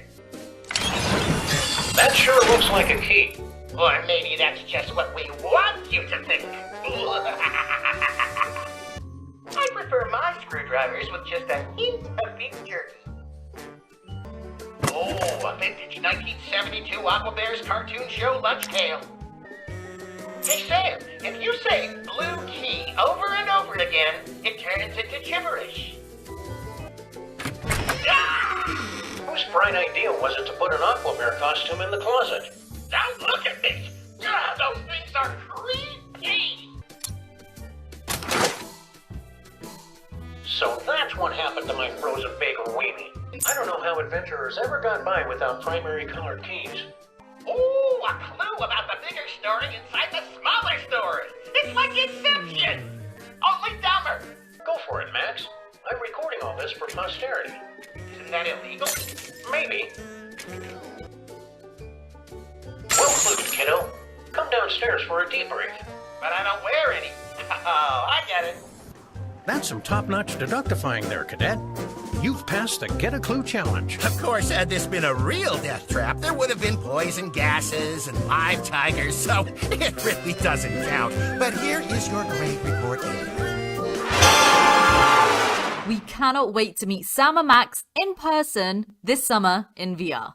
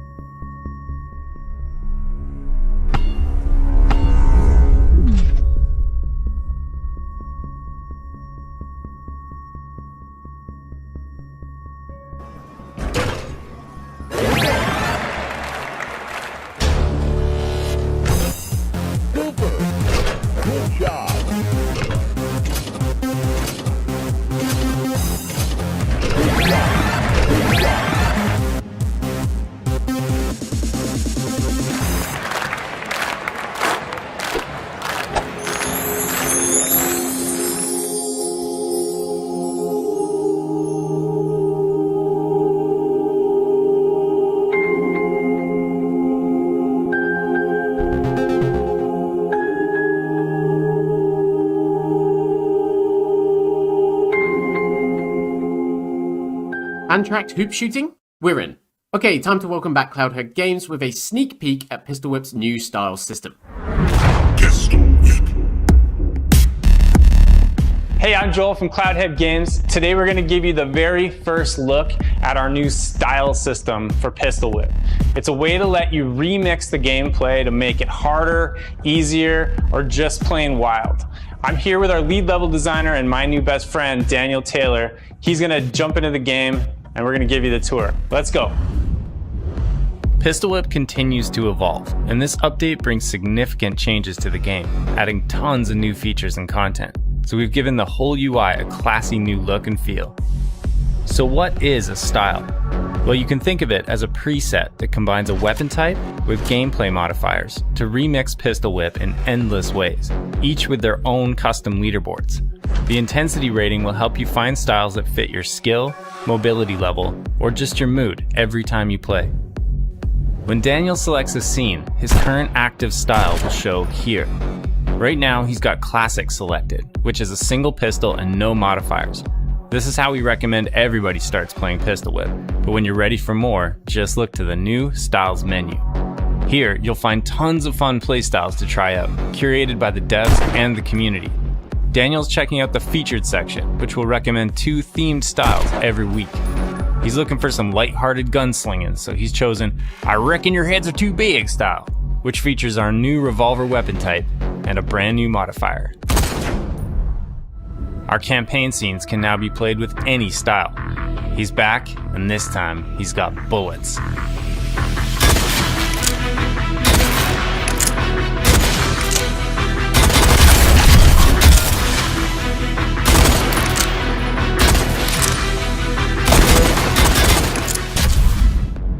Now Daniel wants to see what everyone else is playing, so he's going to head to the trending section, which shows the most popular styles.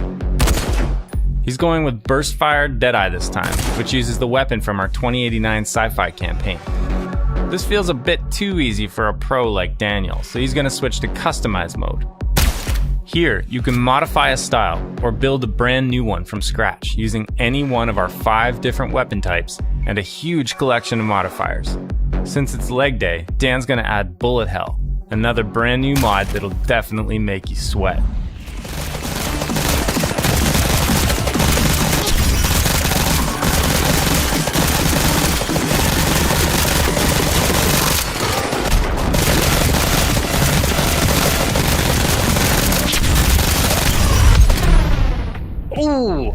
Nice try, bud. All right, that was just a taste of the new style system. We can't wait to get it into your hands because like everything else in Pistol Whip, it'll get bigger and better with your feedback.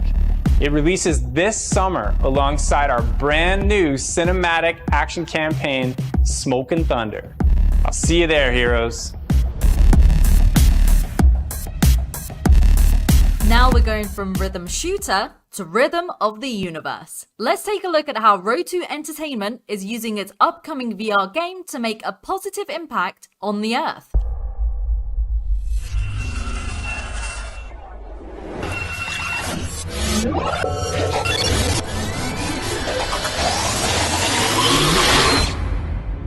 Every story has a beginning. At Road2 Entertainment, our beginning starts with a purpose: to make a positive impact in the world around us. We have partnered with numerous non-profits during past projects and are happy to announce our partnership with the Wildlife Warriors Worldwide, established by Steve and Terry Irwin.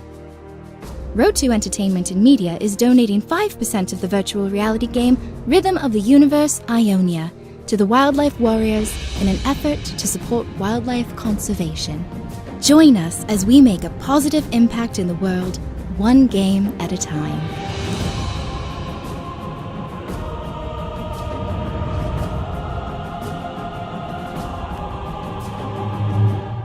Rhythm of the Universe brings a frankly stunning world to VR headsets Q3 this year. Looks like you've hit the jackpot with another relaxing mission.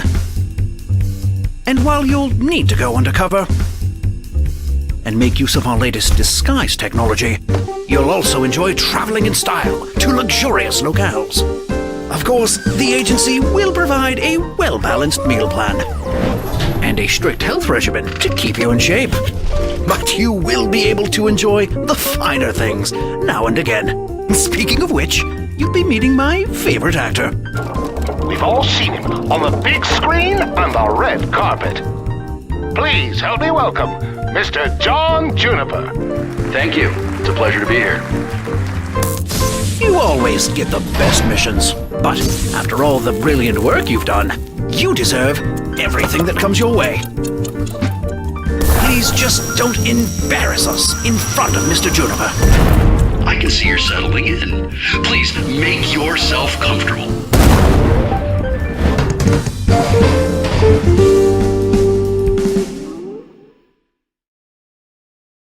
Expect lasers, bombs, assassins, and, well, death in I Expect You to Die 2, coming this summer to all headsets.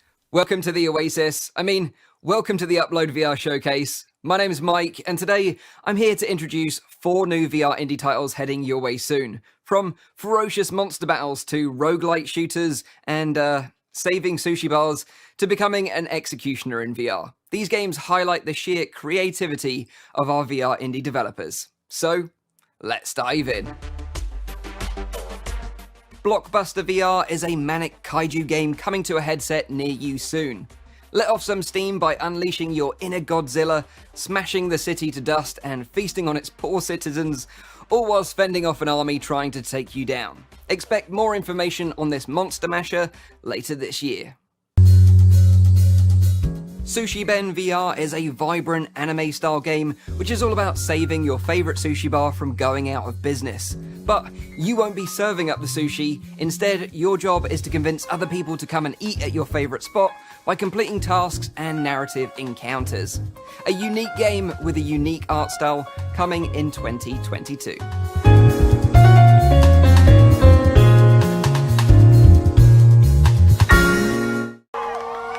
And this is where things get a little darker. Sentence VR puts you in the grim shoes of an executioner. It's not all head chopping and appeasing the bloodthirsty crowd though. Developer Samuel Gordon hopes players will question their actions and maybe even feel a pinch of regret for their deeds. This will be coming to PC VR headsets next month. And finally, this is Sweet Surrender, a new roguelike shooter from the developers of Growrilla. This game will have you blasting your way through a procedurally generated dystopian mega tower with agile combat, upgradable abilities, and a cool cel-shaded art style. This one looks to be a blast for PC VR shooter fans looking for something a little different. You can check out an early demo of this game as part of Steam's Next Fest coming next week.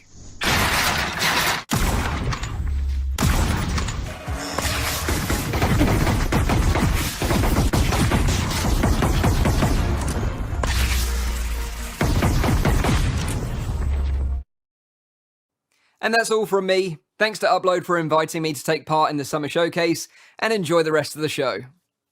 Cheers.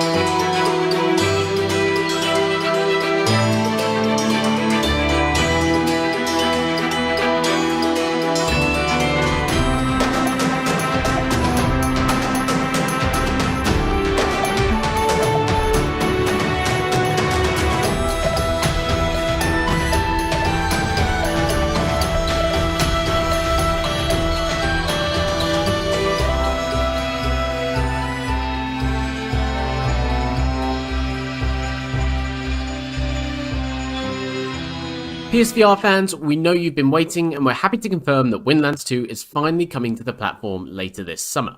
But stay tuned, because here's a little more PSVR news.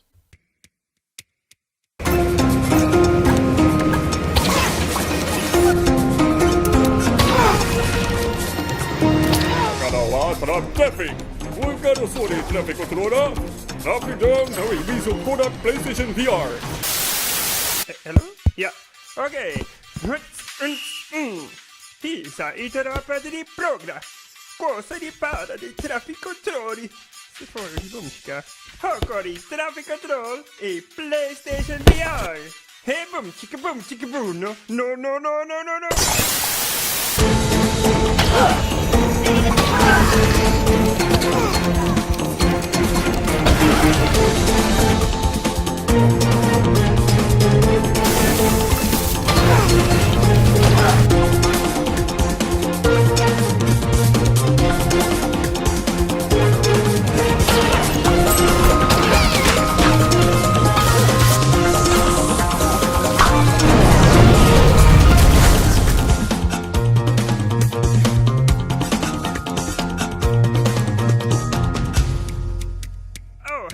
It's a green light for Traffic Jam's PSVR version. How about we keep things green? Hi everyone, my name is Cami and I represent Incubo at today's showcase.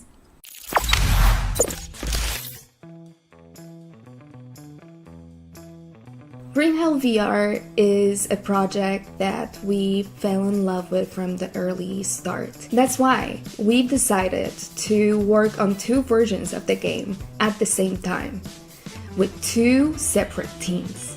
One team is responsible for the PC VR version, and the other team is responsible for the Quest version. Now I'd like to invite you to enjoy our newest video.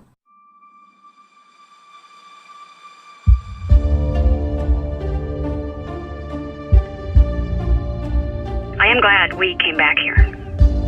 I feel you. The place is beautiful.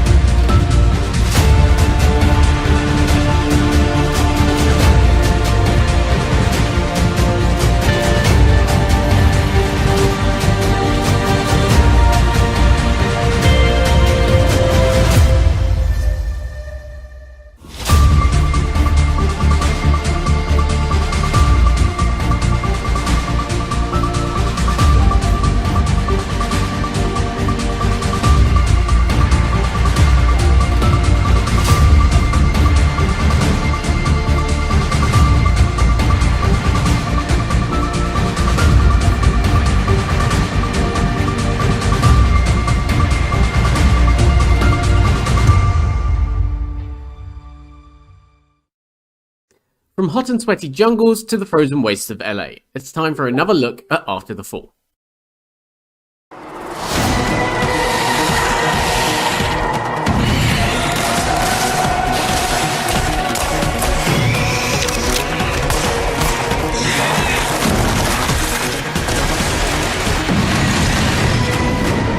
After the Fall is all about a VR co-op experience with 4 people and replayability. We want you to continuously play with your friends and go in over and over to just kick ass with your friends and fight really cool enemies. In After the Fall we have a game director system, which basically means that every session that you play is different every time you play it. For example, you can have a huge horde of snowbreed coming at you, or you can have multiple stronger enemies at you. It's every session you do is basically different. For After the Fall, we really focused on cross-platform. So you can play on PC, Quest or PS4 all together and still experience the same gameplay.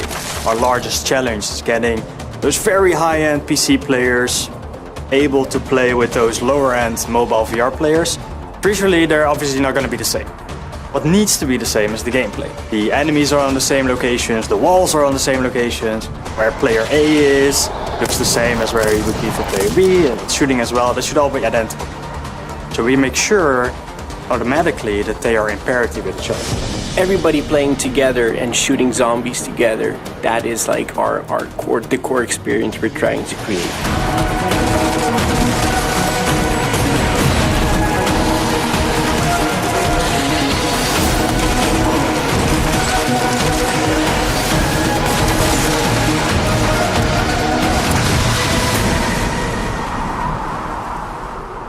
Four-player co-op? Check. Crossplay on all platforms? Check. Hordes of zombies? You got it. Can After the Fall just be here already, please? Hi, I'm Tom Hall, Senior Creative Director for Resolution Games. We've got a couple of really cool updates for you. Let's take a look. One we're excited about, The Last Dawn, is now going to have a single-player campaign, which is really cool. You get to battle against these 4 Octopresence mod ops. Once you've defeated all of them, you get to face their boss, Argentia. She's a really cool boss that is going to be difficult to defeat, but I think you can do it. One of the cool things about this new update is some of the sort of flavor around the world. You get to learn more about this interesting future dystopia we've created. Also in this update, you'll get to see a new area, Scrapper Street, full of robots moving around and cars flying overhead and more of the cool, edgy future that Blast On fans have grown to love. At the end of Scrapper Street is a new arena, and you're going to have to find it and earn your way into it. 1 minute.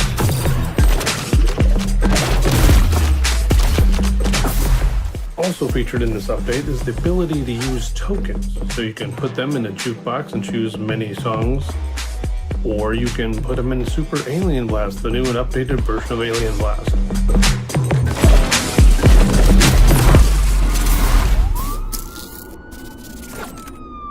And here is update number 2, the update to Demio. Welcome to the realm of the Rat King.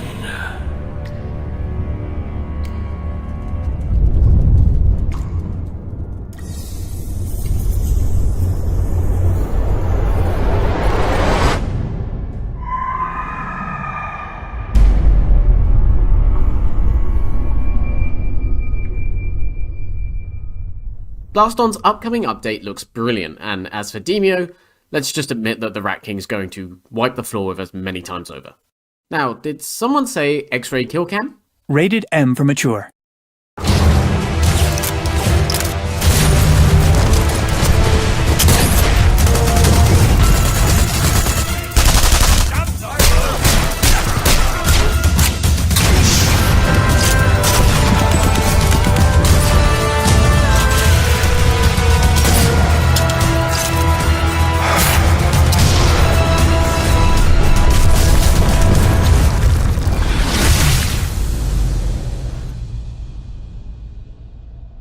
I cannot wait to use the X-ray kill cam to shoot them in the dick. Whoa! What? Okay, fine, sorry. Anyway, we're on the home stretch now. We're proud to debut this next title coming to Oculus Quest in 2022. Hi, my name's Josh Menrichs, Studio Director at Secret Location. From the launch of our first game, Blasters of the Universe, back in 2017, the VR community has always been incredibly supportive of our studio. And now we're super excited to share our latest project with you. Today, we're revealing the official teaser for our first competitive multiplayer game coming to Oculus Quest in 2022. Let's take a look.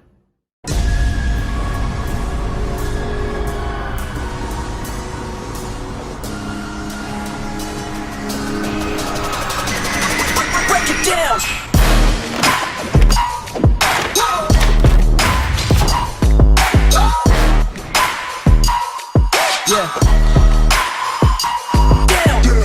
Thanks so much to Secret Location for sharing the first ever look at the new Nerf VR game coming next year. So, it's time for our final game of the day. And this may be one that you've already seen. It actually may be one that you've already played. But this year we wanted to close out on an experience that we personally believe is truly pushing VR interaction and immersion forwards. So please enjoy the following trailer.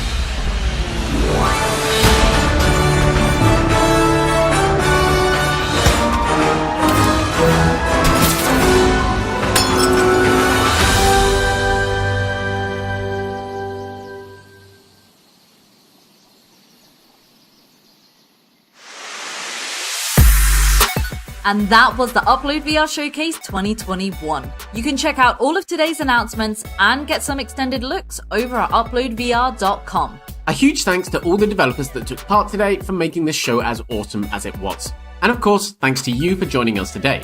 We'll see you next time.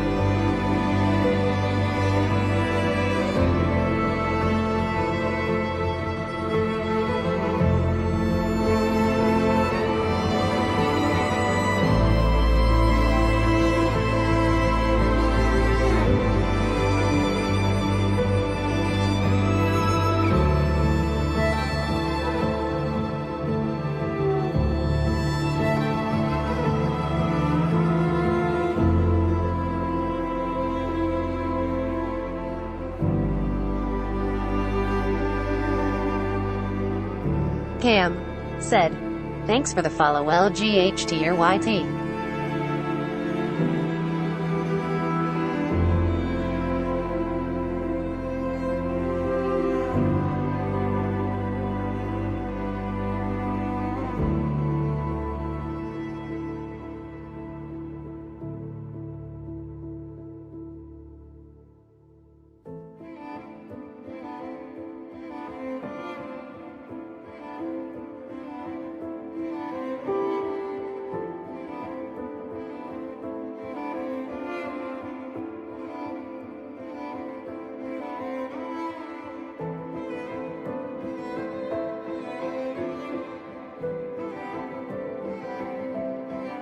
KAM said, "I am going to get ready for CAPCOM."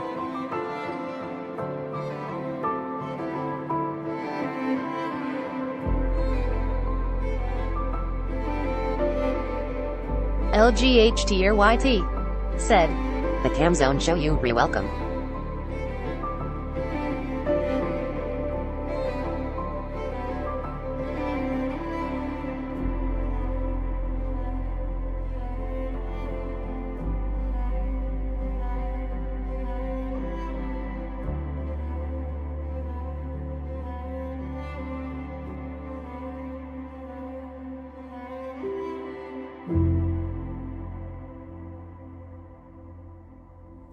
KAM said, "I am going to go straight to the Capcom showcase and wait there for the Capcom show to begin."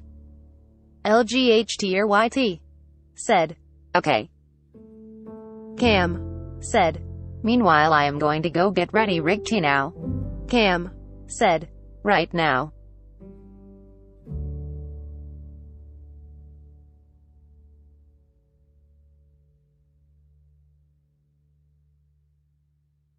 KAM said, "Text me in chat, I will be here."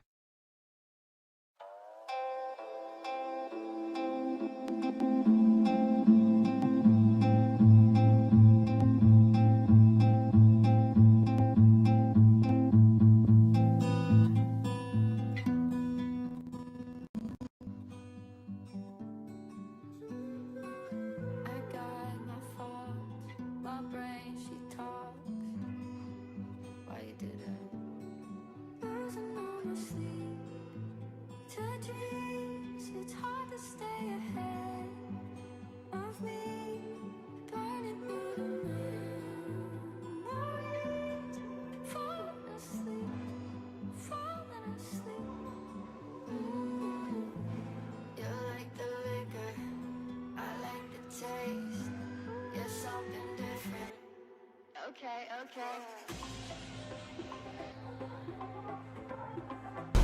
We have very quickly gone from having absolutely zero information on From Software's hotly anticipated Elden Ring to having just so much information about Elden Ring. I was fortunate enough to talk with the godfather of Souls himself, Hidetaka Miyazaki, who gave me a huge amount of information on the game that totally recontextualizes what we saw in the most recent trailer. Here's what's really going on in the lands between. They will fight, and they will die. In an unending curse.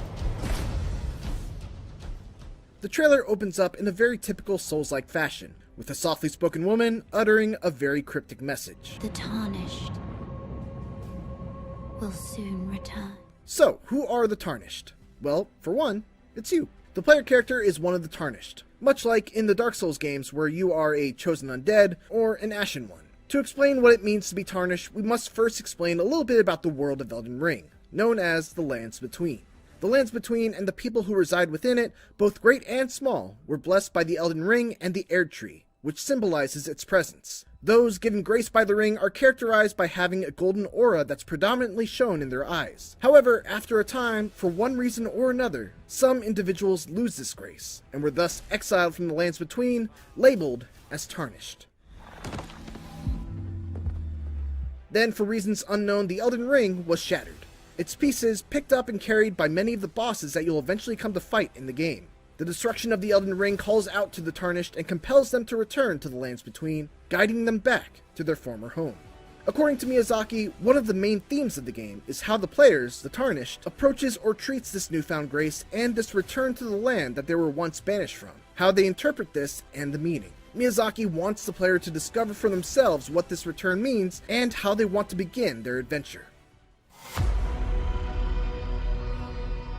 The Lands Between is broken up into 6 distinct areas, each overseen by a particular demigod who holds a shard of the Elden Ring and has been twisted and warped by its power. I asked Miyazaki-san if there was an order to which you must approach these 6 areas, or if the player had total freedom to visit any of them right from the beginning, to which he responded that, while you won't be able to access everything from the start, there are a lot of different ways that you can approach each area, and that there's a lot of freedom as to which order you can tackle different areas as well. There will be a hub area that will link these 6 areas, but it's not accessible right from the start of the game. Bathroom quest Miyazaki begins further clarified that each of the 6 areas will house its own mainline dungeon map, which is seamlessly connected to the Lands Between itself. So, from there you're able to explore these mainline dungeon areas, all of which are interspersed throughout the map. And, of course, while you will be using a horse to travel great distances around on foot, or, hoof, there will be a fast travel system as well. Though, of course, Miyazaki's preference is that players enjoy that aspect of exploration and uncovering the map for themselves. And it seems like there will be plenty of incentive to explore as well. Miyazaki confirmed that the skills that you see in the trailer, like this, and this, can be obtained through exploration, much like in the previous games where you would find weapons and magic spells off the beaten paths. Weapon skills can also be interchanged between weapons, and there are more than 100 of them to discover, which Miyazaki hopes, when combined with the many different weapons and magic spells, will offer build customizations that are richer and more varied than ever before. Finally, let's talk about some of these wild enemy designs. The main bosses are demigods who are written by Song of Ice and Fire author George R.R. Martin, and they inherited the mad-tainted power of the Elden Ring shards once it was shattered. One of the things Miyazaki wanted to convey in their designs is that they're not just horrible monsters, but that there's an element of heroism and mythology to them as well, as they're essentially the old gods of this world. Each of the demigods fell to madness and ruin in their own individual ways, and FromSoft's designs aim to showcase this dichotomy of heroism and ruin. Brandish the Elden Ring. KAM said, I thought it was Elden Ring. A key focus in Elden Ring is to empower the player with a feeling of freedom, not just in the way in which they explore, but also in the ways they approach encounters in various situations. To that end, stealth is now a viable option in certain situations, like this moment from the trailer. You're able to crouch, sneak, and be less easily detected in tall grass. And if you're stealthy enough, you can even bypass certain areas or potentially get to a position where you're able to easily assess situations from afar. Miyazaki says FromSoft wanted to create these opportunities for players to see what lies ahead of them, and below them, and around them, and to assess how they're going to confront that or not, as the case may be. So, stealth, while it is a simple implementation, it allows for a lot more of these possibilities. In addition to using stealth, another key gameplay feature is the ability to summon spirits to aid you in battle. This is nothing new to the Souls series, but what's different here is that you can actually summon the spirits of enemy characters as allies to assist you in battle. There are a large variety of them, so they're a nice collectible element within the game world to discover and equip as you go. Of course, Miyazaki also made sure to clarify that there would still be online summons where you could bring other players into your world for cooperative play as well.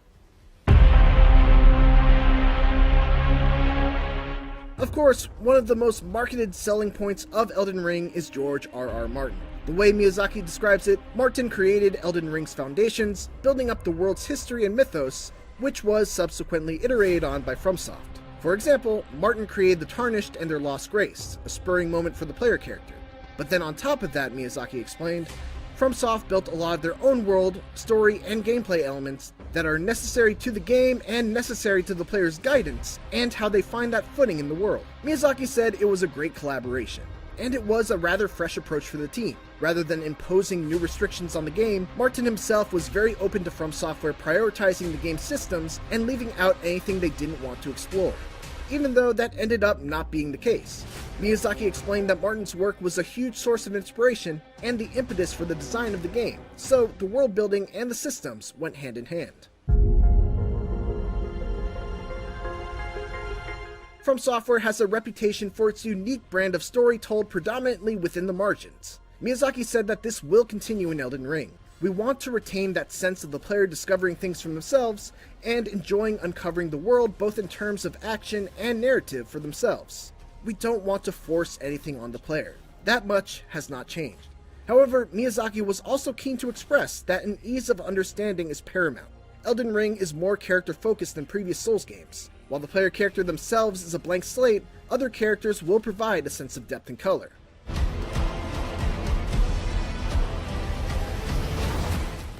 Even with all I learned about Elden Ring in the hour I was given to pick Miyazaki's brain, there are still so many questions. What about PvP? How actually does online co-op work? Why does this man have 2 axes, 15 arms, and a bird head that breathes fire as one of those arms? Like all Souls games, it's best to leave some information to be discovered for yourself. Fortunately, the wait is no longer without end, as Elden Ring is dated for a release on January 21st, 2022. Make sure to check out the full interview on IGN for some extra tidbits of information, and for everything else, keep it here on IGN.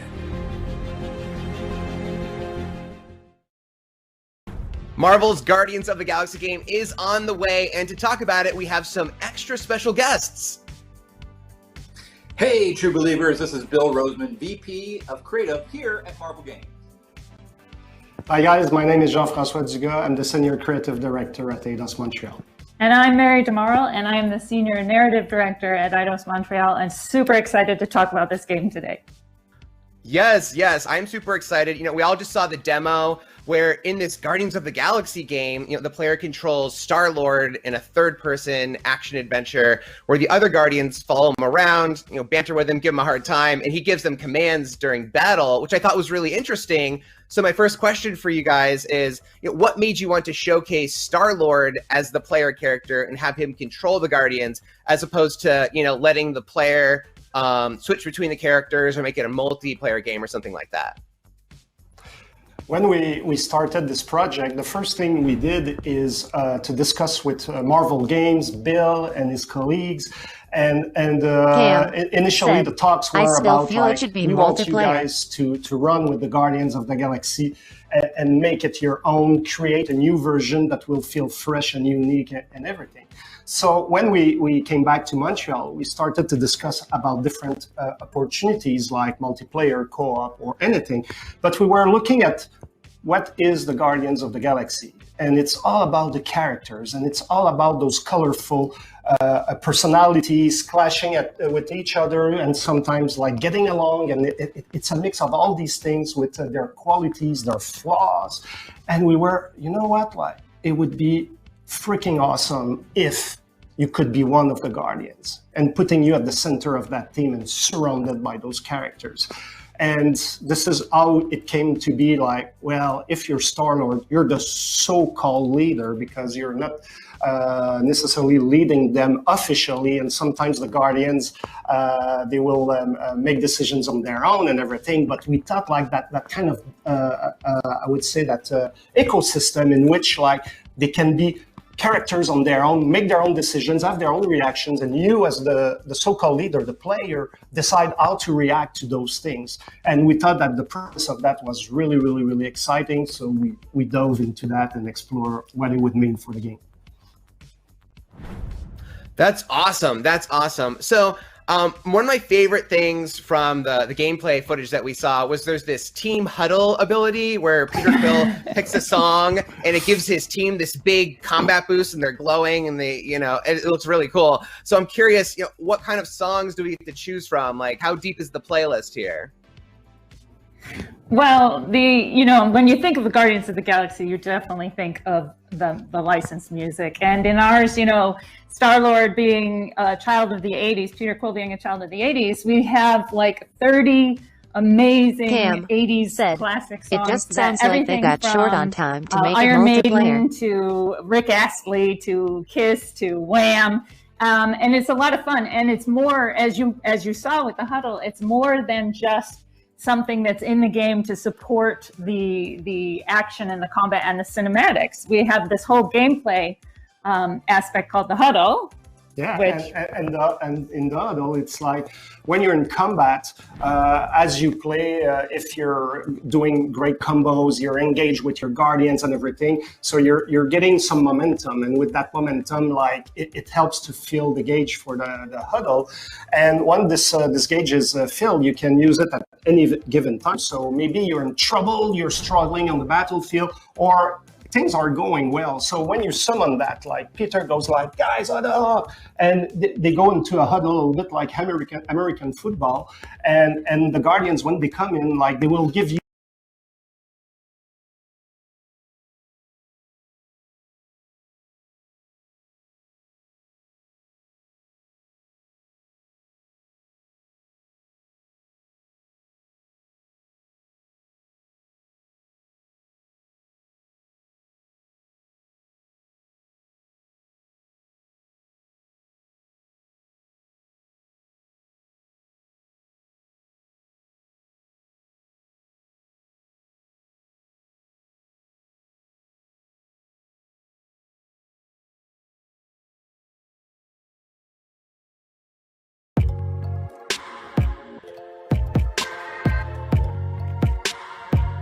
anyway, so he's on fire, but the Guardians are going back on the battlefield going like WTF, like what was that? Like I don't get that kind of thing. So that's the idea. And Josh, great. This sort of illustrates how much the team at Eidos Montreal thought through everything. They just didn't take music and just slap it on there. They really thought about and were very strategic and thought about how can we really make the music part of the gameplay, and how can we illuminate and spotlight what is it like to be Star-Lord trying to bring this team together, and then what will that effect have being Star-Lord on the rest of the team. And coming in through music is a perfect way to really get at what is unique about Star-Lord. He's not the alien, he's the half human, half alien that's out there in space, and he brings that music with him. I love that. Music has become a quintessential Guardians thing, and the way you've incorporated it into the game sounds really fun and really cool. So, Bill, what can you tell us about the story? Like how long have they been Guardians? What's the big event that gets the adventure going? So, as Jeff and Mary said, we really wanted to present a Guardian story that would be, immediately recognizable, but still ownable and unique. And so the player would say, well, I know this is the Guardians, but I haven't experienced this version of the Guardians. So in this story, our backstory is about 12 years ago, there was a big galactic war. And the universe and the characters themselves are still recovering from this. And out of the chaos and war comes opportunity. And so Peter Quill, as Star-Lord, is looking to, make some money, but at the same time, he has this buried deep down inside this heart of gold. So he wants to make some money, but also do some good. And so he gathers together some like-minded individuals who, like himself, are underdogs, who feel all alone, feel like they don't have a family, are in search of redemption, in search of something to belong to, in search of a way to prove themselves. And he brings them together as the Guardians of the Galaxy, and he even has a business card that he's passing around. So at this time, the Guardians are still trying to prove themselves to the universe. And so you, as Star-Lord, you are trying to hold this team together as you're going through the adventure. And as every Marvel story, it's got drama, it's got action, it's hilarious, it's filled with characters from throughout the history of the Guardians, going all the way back, looking to the 60s, all the way to the 70s, to the modern day iteration of the Guardians. So it's a great mix of kind of the best of ingredients, everything you'd want in a Guardians adventure. And for the specific story, without giving any spoilers, essentially the Guardians accidentally knock over some dominoes, if you will, and they turn out to have grave implications across the universe. And every good Marvel story is a sense of responsibility, power and responsibility. And they feel, we caused this to happen, we must solve it. And the rest of the universe looks at them and says, a talking raccoon, a tree, you're going to solve this? And you as Star-Lord says, hey, we're more than this. And yes, we are going to take care of this and have fun along the way. Very cool, very cool. That sounds like a really intriguing setup. In the footage we saw what appears to be at least the initial villain of the game is Lady Hellbender, who I recognize from the totally awesome Hulk comic book, but I imagine a lot of people have not seen her. They don't know who she is. Yes. So what can you tell us about why you chose her and what is she up to in the game that she's given the Guardians such a hard time? Well, when we I can jump in on that one, actually. Yeah, please do. Yeah, go ahead, Mary. Yeah, let me jump in. That was one of the things that was really came from the collaboration with Marvel. It was really, really great because we basically started working on that storyline, and we would come up with ideas for, roles in the story. And in this case, we needed to find a character who the Guardians were going to attempt to con, and who is a very, very tough gangster-like person with how we were looking at it. And we approached Bill with it, and we were saying, hey guys, what kind of character could fill this role? And it was at that point that Bill and his team came back to us and said, well, you know what? We think you should look into Lady Hellbender.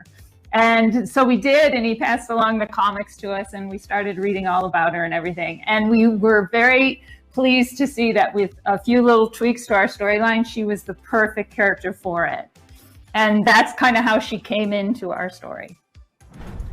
That is really cool because, I do love that about Marvel games in general, of using characters that a lot of people maybe haven't heard of. I remember when Spider-Man was announced, Mr. Negative showed up. People said, who's that? And now, again, there's this, who is Lady Hellbender? So I feel like people are going to have a really good time meeting her. And I think I saw her two goons was in the footage as well, right? Those Redskin guys. So I think people are going to be...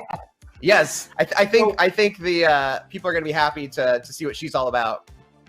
And again, that's why the team is so smart. We just, we give them all the ingredients. We say, you want to make a Guardians game? Here's all these books. Here's all these comics. You do a deep dive into it, and you come back and tell us what catches your eye. And in that way, as you said, we can have characters that people know very well, and then we can sort of introduce characters to the world.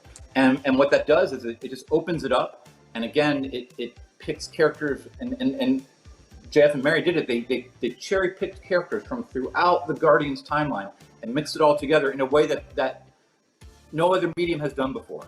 And so they're going to tell a story that is familiar, but also very surprising. And because of this mix and little tweaks here and there they made, even the most diehard Guardians fan isn't going to know where the story is going. That sounds very cool. That's actually all the time we have for now, but thank you so much for talking to me about the Guardians of the Galaxy game. It looks really cool. I can't wait to play it. And for everyone at home, it's coming out on October 26th this year, which is very soon. And stick around for more. Thank you. Thanks for the time, Josh. Thank you, true believers. We hope you love Guardians of the Galaxy.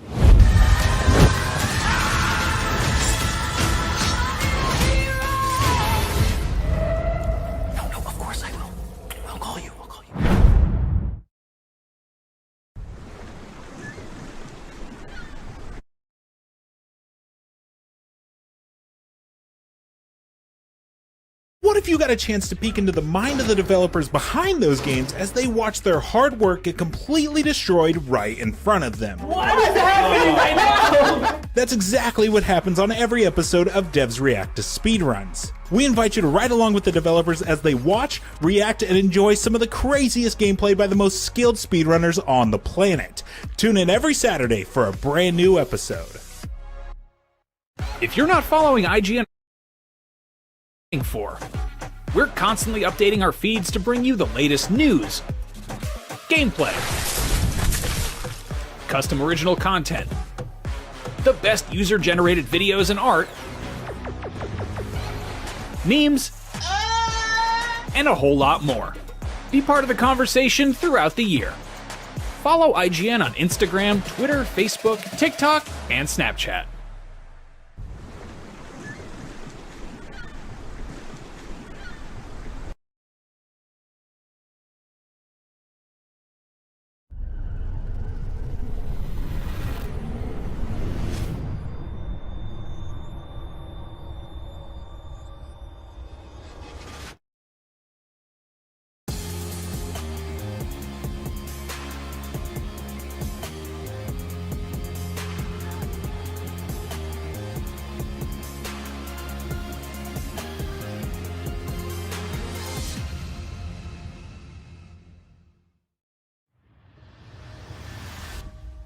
Welcome to the Capcom E3 Showcase. I'm your host, Rachel Querico, aka Seltzer, and I'll be your guide as we walk through the latest releases, news, and updates from Capcom.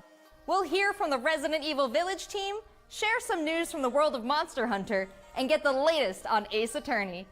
Then we'll wrap up with some updates from our friends at Capcom Fighters. So what are we waiting for? Let's get started. Our first stop today, Resident Evil Village. The Resident Evil franchise continues to pioneer the latest and greatest in survival horror. The team has been blown away by the response to Resident Evil Village, which launched last month. It brought the world another chapter in this decades-long story as the franchise celebrates its 25th anniversary this year. I'm honored to be able to introduce Tsuyoshi Kanda, producer on Resident Evil Village, with a special message for the fans. Another time. Bye-bye.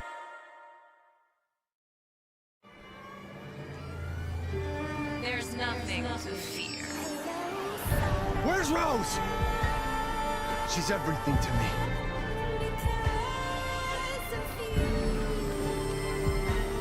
I think it's time you left things in my hands. Go on, rest now.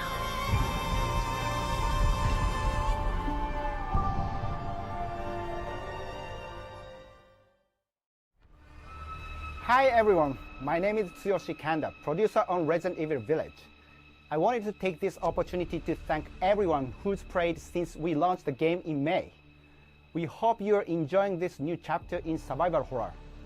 As a reminder, everyone who purchases Resident Evil Village will gain free access to our online multiplayer title, Resident Evil Re:Verse, where players go head-to-head with their favorite Resident Evil heroes and bioweapons. I'm now happy to announce that Resident Evil Re:Verse will go live next month across all supported platforms.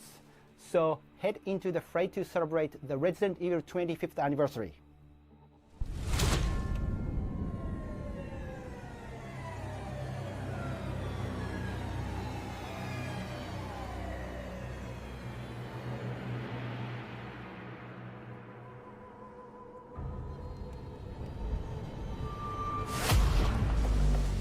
Thank you, Kanda-san, for that wonderful update. Next up, some long-awaited news from the world of Monster Hunter. Whether it's adventuring alongside monsters or battling them with friends, we've got something for you. First, let's dive into the brand new story-based RPG entry to the series, Monster Hunter Stories 2: Wings of Ruin.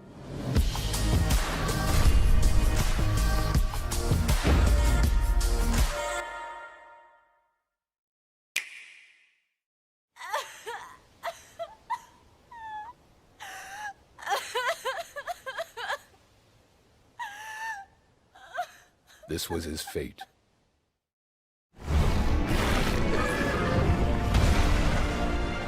Red may have been strong and skilled, but against the awesome power of nature, he was merely a man. He never stood a chance. All around, things just kept getting worse. But I heard that Guardian Ratha had survived and returned to Hekolu Island. I went there to see Red's old monster again. Then, of course, that's when I met you. You were given Red's kinship stone, and now a Rathalos egg. This is destiny. This is the legendary monster, Ray's Wing Ratha, the monster with the wings of ruin. It's said that a beat of its wings can bring about waves of destruction. Many people believe there's a connection between the strange happenings and the wings of ruin. The pits are appearing everywhere, and they're emitting a strange light.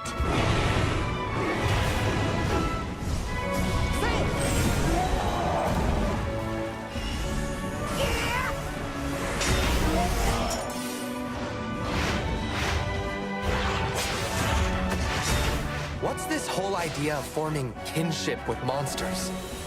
How do you control them? It's not about control. Monsters help riders of their own will. And the bonds between monsters and riders are just like your bond with Sukino.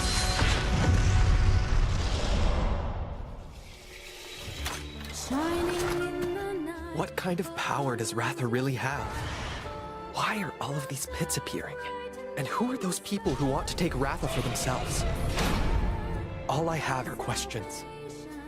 If there's worry or doubt in your voice, Ratha will become anxious too. He needs to know that you will protect him no matter what. I can sense the flames of his life force weakening. The burden of such great power is too much for his body to bear.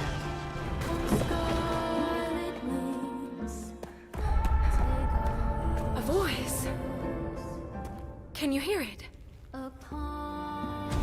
Riders can bond with monsters. Surely you can groove with fellow humans. They have the power of kinship. They're friends.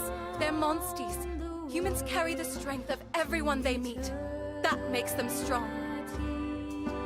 My friends here taught me that. I believe in the strength of humanity.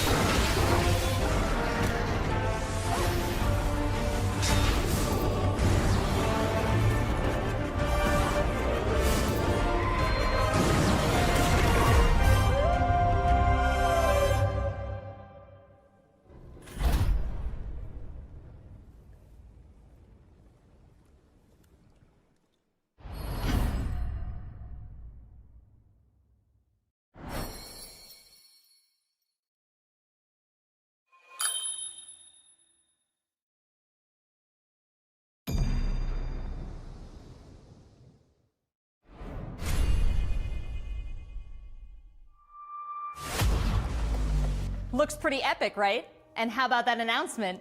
The canine companion Palamute from Monster Hunter Rise will be joining Monster Hunter Stories 2 as one of the new monsties in the first free title update coming soon after the game's release.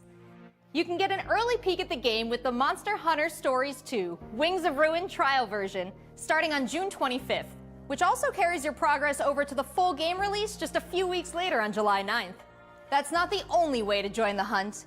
Millions of you made Monster Hunter Rise a huge success earlier this year, and we have even more content coming, including a new collaboration on the Rise. Let's find out more.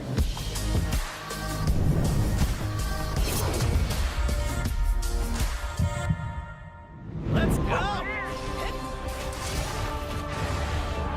This is for my fellow hunters!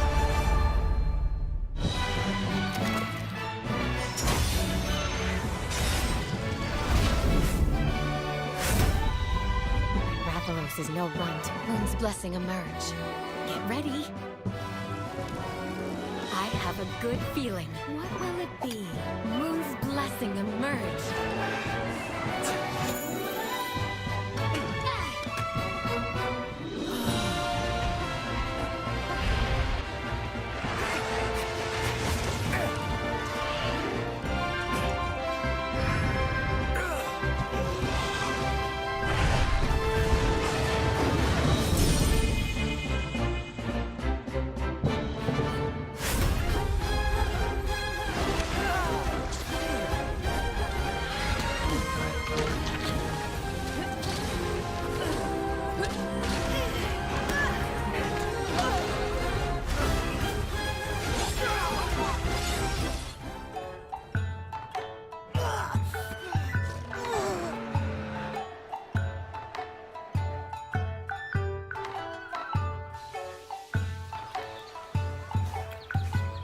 Tamura is like my second home. You think you can take on Rondine?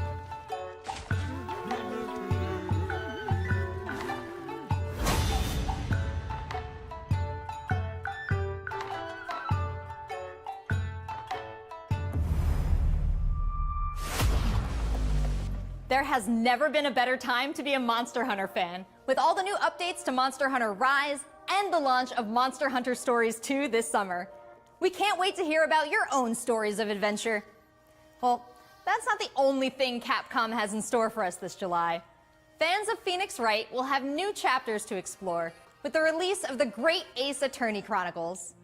North American and European future attorneys will finally be able to get their hands on the Great Ace Attorney Adventures and the Great Ace Attorney 2 Resolve, which were previously only available in Japan.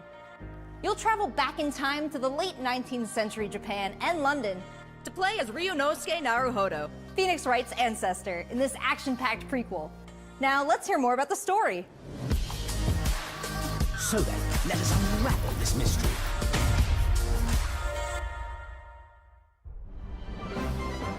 Welcome to the center of the world. Great Britain's mighty capital, London. This country is incredible. I will become a lawyer. I have to. So then, let us unravel this mystery and discover what events led to this curious murder. Who are you? Herlock Sholmes. You must have heard of me. We must solve this case, Naruhodo-san. Let us engage in the art of deduction, Mr. Naruhodo. Well, what have we here?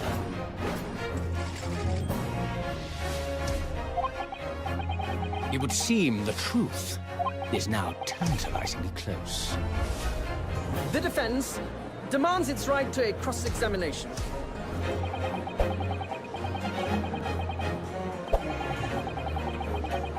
Objection!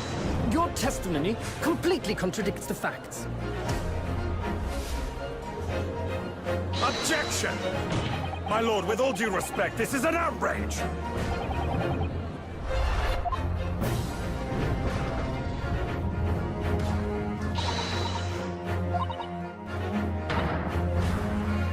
You're the best lawyer in the world!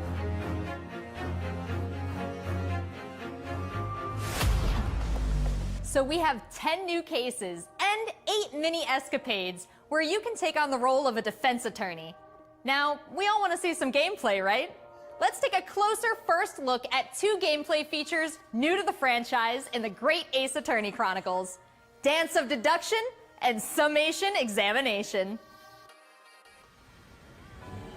Hello, I'm Jonathan, Capcom's marketing brand manager for the Great Ace Attorney Chronicles. So this is the capital of Great Britain. Where to? The Supreme Court in Whitehall, if you wouldn't mind. The Capcom team is thrilled to present 2 new gameplay features, Dance of Deduction and Summation Examination, coming to the Ace Attorney series.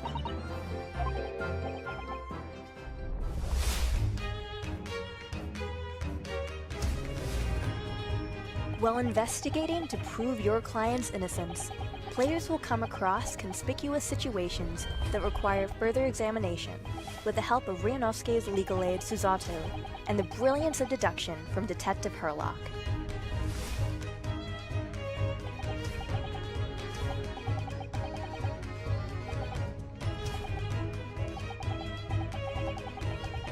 Herlock will proceed to present his logic and reasoning spectacular, a grandiose yet flawed series of conjectures.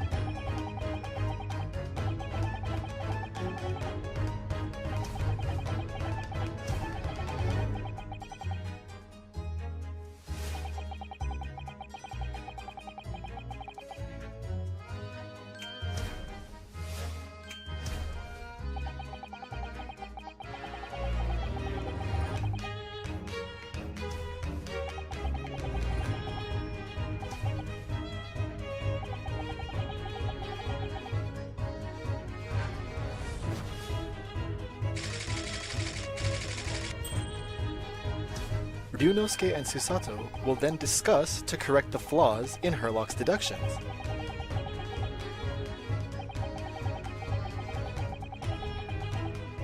At this point, players will be prompted to search for clues that help identify the errors in the detective's logic and reveal the truth to the mystery.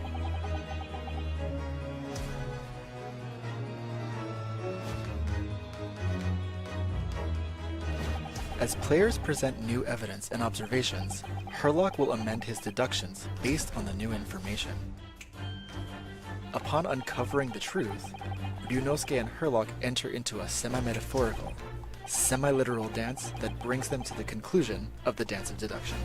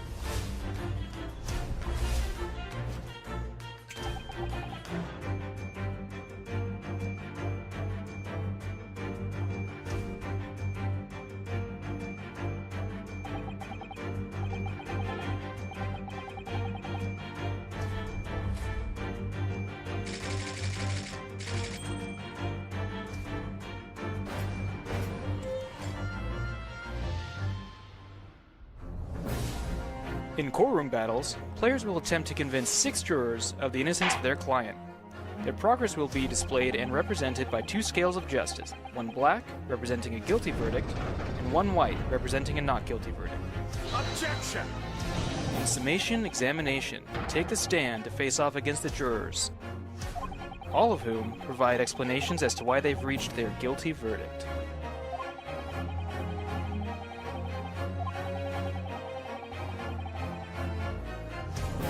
You'll have to identify conflicting statements and sway the jury in your favor. Examine each statement carefully and select 2 contradicting jurors to call out the flaws in their logic.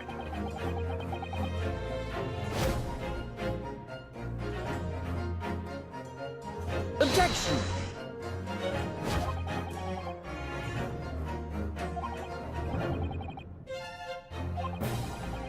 Be ready to provide evidence from the court record to help prove the contradiction in their claims. When you successfully point out one of these contradictions among the jurors, you might just change their minds, too. With a slam of their fist, each juror you persuade will send a fiery ball towards the scales above and literally tip the scales of justice in your favor. Bring each contradiction to light and persuade the jury to help prove your client's innocence. Objection! My lord, with all due respect, this is an outrage! This has just been a small taste of the exciting new gameplay features in the Great Ace Attorney Chronicles. We are very excited to get this game in the hands of both new fans and diehard fans alike. Thanks for watching. It already seems like I have a bunch of games to catch up on. There are some exciting new adventures and titles to look forward to. Well, that's a look at the new premieres from Capcom, but what about esports? Let's close out today's showcase with a few words from 2 of the stars of Capcom Fighters, Rob TV, and Vicious. They'll tell us what's been going on with Capcom esports, including updates on the Capcom Pro Tour, Intel World Open, Street Fighter League, and all the other content on Capcom Fighters. Over to you guys.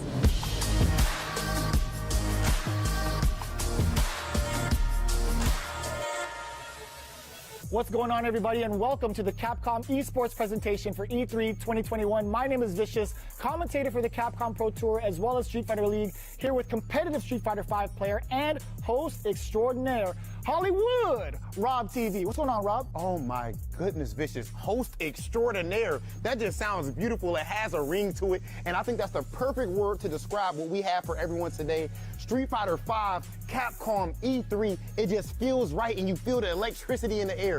Nice! Nice! What? That was nasty! And there might be some people at home, Vicious, who don't fully know what competitive Street Fighter V is. The long and the short of it is this. We travel all around the world, state to state, country to country, and we try to bring our opponent's life bar from 100 all the way down to 0 and feel pretty goddamn good doing it. That's right, Rob. If you think you're the best in your region, sign up for Capcom Pro Tour to prove it and become possibly a world champion at Street Fighter V.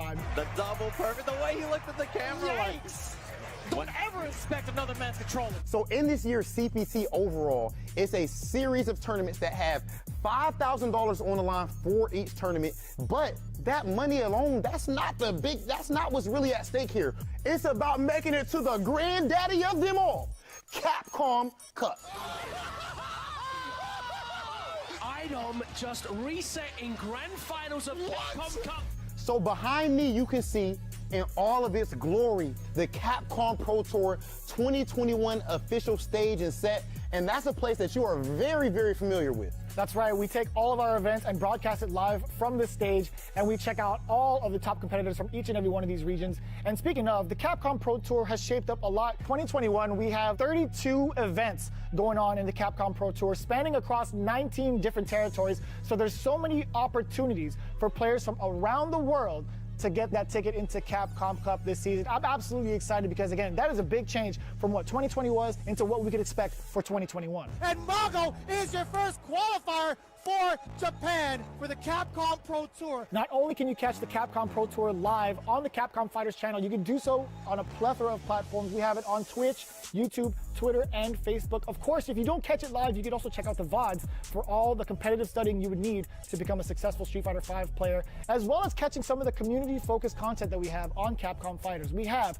No Neutral, the official pre-show of the Capcom Pro Tour. We have sets where we take players from around the world and play off in an exhibition first to 10. Not only that, actually, we do have Street Fighter League that's happened season after season, non-stop action, 6 teams of 3 duke it out in this battle tournament series to see who will walk away with the championship and the $150,000 prize pool. Street Fighter League is something that you don't want to miss because normally we only have 1v1 content. But now you actually have your teammates at your back, and every decision that you make is not just about you anymore. Look for more news on Street Fighter League later this year.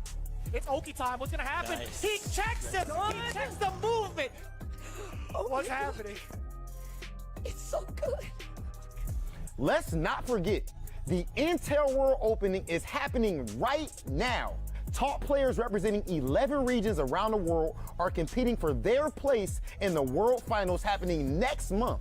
Be sure to check out the official website for more information, including current standings and broadcast schedule.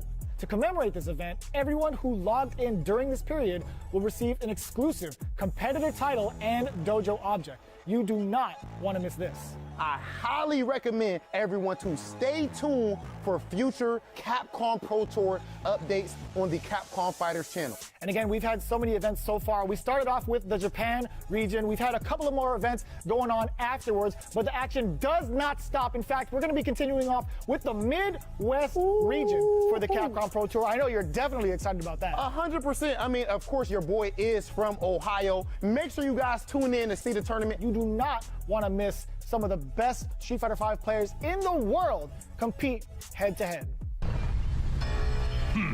So it's you. I dare you to find better Street Fighter. I dare you.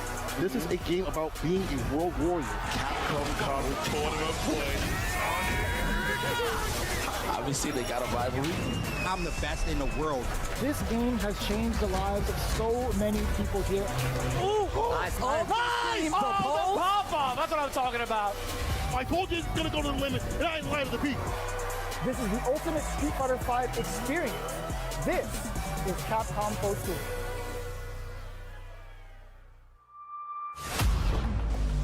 Thanks, guys. It's been a really exciting season so far, and I can't wait to see how this plays out on the road to Capcom Cup. Remember to check out Capcom Fighters' Twitch and YouTube channels for more information and to watch the latest matches. So that's a wrap for Capcom at E3 this year. Let's recap what we all saw. Resident Evil Village is back with the latest installment of the survival horror experience and RE-Verse as part of the franchise's 25th anniversary. We have new adventures to embark on in the world of Monster Hunter with Monster Hunter Stories 2, Wings of Ruin, and Monster Hunter Rise. And don't forget to go back in time with the Great Ace Attorney Chronicles to tap into the family history of Phoenix Wright and solve new cases. Finally, don't miss out on the esports fun. Make sure you catch the latest matches with Capcom Fighters. There really is something for everyone here today. But don't go anywhere yet. Join the conversation on Twitter and make sure you check out the Capcom virtual booth on the E3 portal to watch all these videos again and more. I'm Rachel Querico, aka Seltzer. Thank you for being part of the Capcom experience at E3 this year.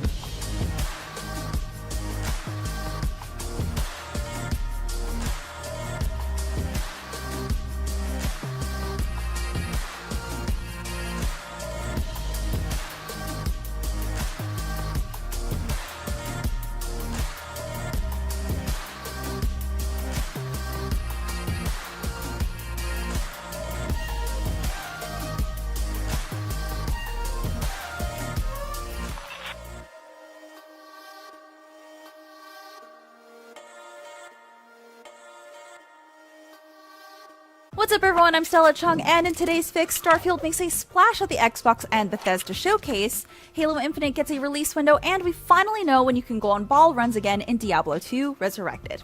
This is your daily fix.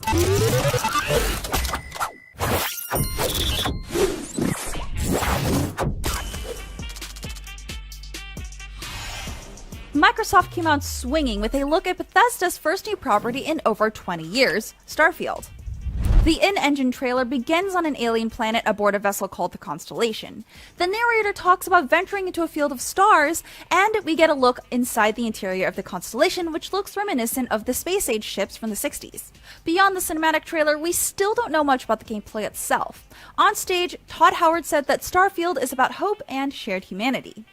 Bethesda also confirmed separately that Starfield will be the first game created on its updated Creation Engine 2, which means improvement to graphical fidelity, among other things. A tweet shared by Bethesda Game Studios themselves stated, "We've spent years developing it to power the next generation of immersion and exploration." And yes, you'll be able to play it on Xbox consoles and PC when it lands on November 11th, 2022. That's not all Team Green had in store for fans, with a deeper look at Halo Infinite and its free-to-play multiplayer. Our first taste of Infinite's multiplayer came in the form of a fast-paced montage of match moments across a variety of maps. Cosmetic upgrades from Halo games past are making a return, as well as our favorite narrator. Killing spree. The free-to-play multiplayer suite will be crossplay and cross-progression. The experience will reportedly be optimized for every device: PC, Xbox One, Xbox Series X, and S. We also got a glimpse at the campaign with Master Chief using his grappling hook to pull himself through some zero-gravity wreckage. There seems to be a new AI construct working with the Master Chief, but judging by its dialogue, Cortana may still play a pivotal role in the story. Halo Infinite will be launching on Game Pass at release, but we just don't know when that release date is specifically, although they did say it was due this holiday after having been originally delayed out of fall 2020. With the remaster of Diablo 2 announced at BlizzConline earlier this year, fans have been wondering just when they can take on the forces of hell again, and we finally have an answer. Diablo 2 Resurrected is hitting consoles and PC on September 23rd. This HD remaster of the classic ARPG will be available on PC via Blizzard's Battle.net, and Xbox Series X and S, Xbox One, PS4, PS5, and Nintendo Switch. It will include both the Diablo 2 base game and Lord of Destruction expansion. This follows a playable alpha in April, which looked pretty impressive. Despite a few changes, Blizzard is trying to stay true to Diablo 2's roots. If that isn't enough fire and brimstone for you, the remaster will be available standalone or as a part of a bundle, the Diablo Primeval Collection. This comprehensive collection contains the Diablo 3 Eternal Collection, which includes Diablo 3, the Reaper of Souls expansion, the Rise of the Necromancer content pack, and a few cosmetic goodies. Pre-orders are available now, and don't forget to pick up Wirt's leg so you can open that portal to the Chaos Secret level. With E3 now in full swing, are there some games you're still looking for? Did Microsoft blow your mind? Let us know. I'm Stella Chung, and that was your Daily Fix. Now that you're all caught up on the news, be sure to check out the rest of our E3 coverage on YouTube, across social media, and even on your smart TV. Download the IGN app on all of your mobile devices, subscribe to the Daily Fix on Snapchat, and for all things, everything else, IGN.com.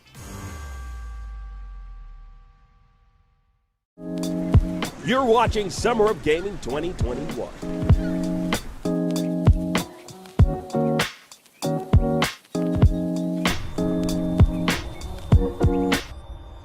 Welcome to the Razer keynote at E3, the world's biggest video games convention. We have got an insane show for everyone today. We have come a long way here together, for gamers, by gamers, and today we're one of the biggest gaming brands in the world. We span hundreds of millions of gamers, from PC gaming to console gaming to mobile gaming. But what I'd like to talk a little bit about today, to kick things off, is PC gaming, something near, dear, close to my heart, and pretty much to talk about the decade of the Razer Blade. So in 2011, we launched the world's first true gaming laptop.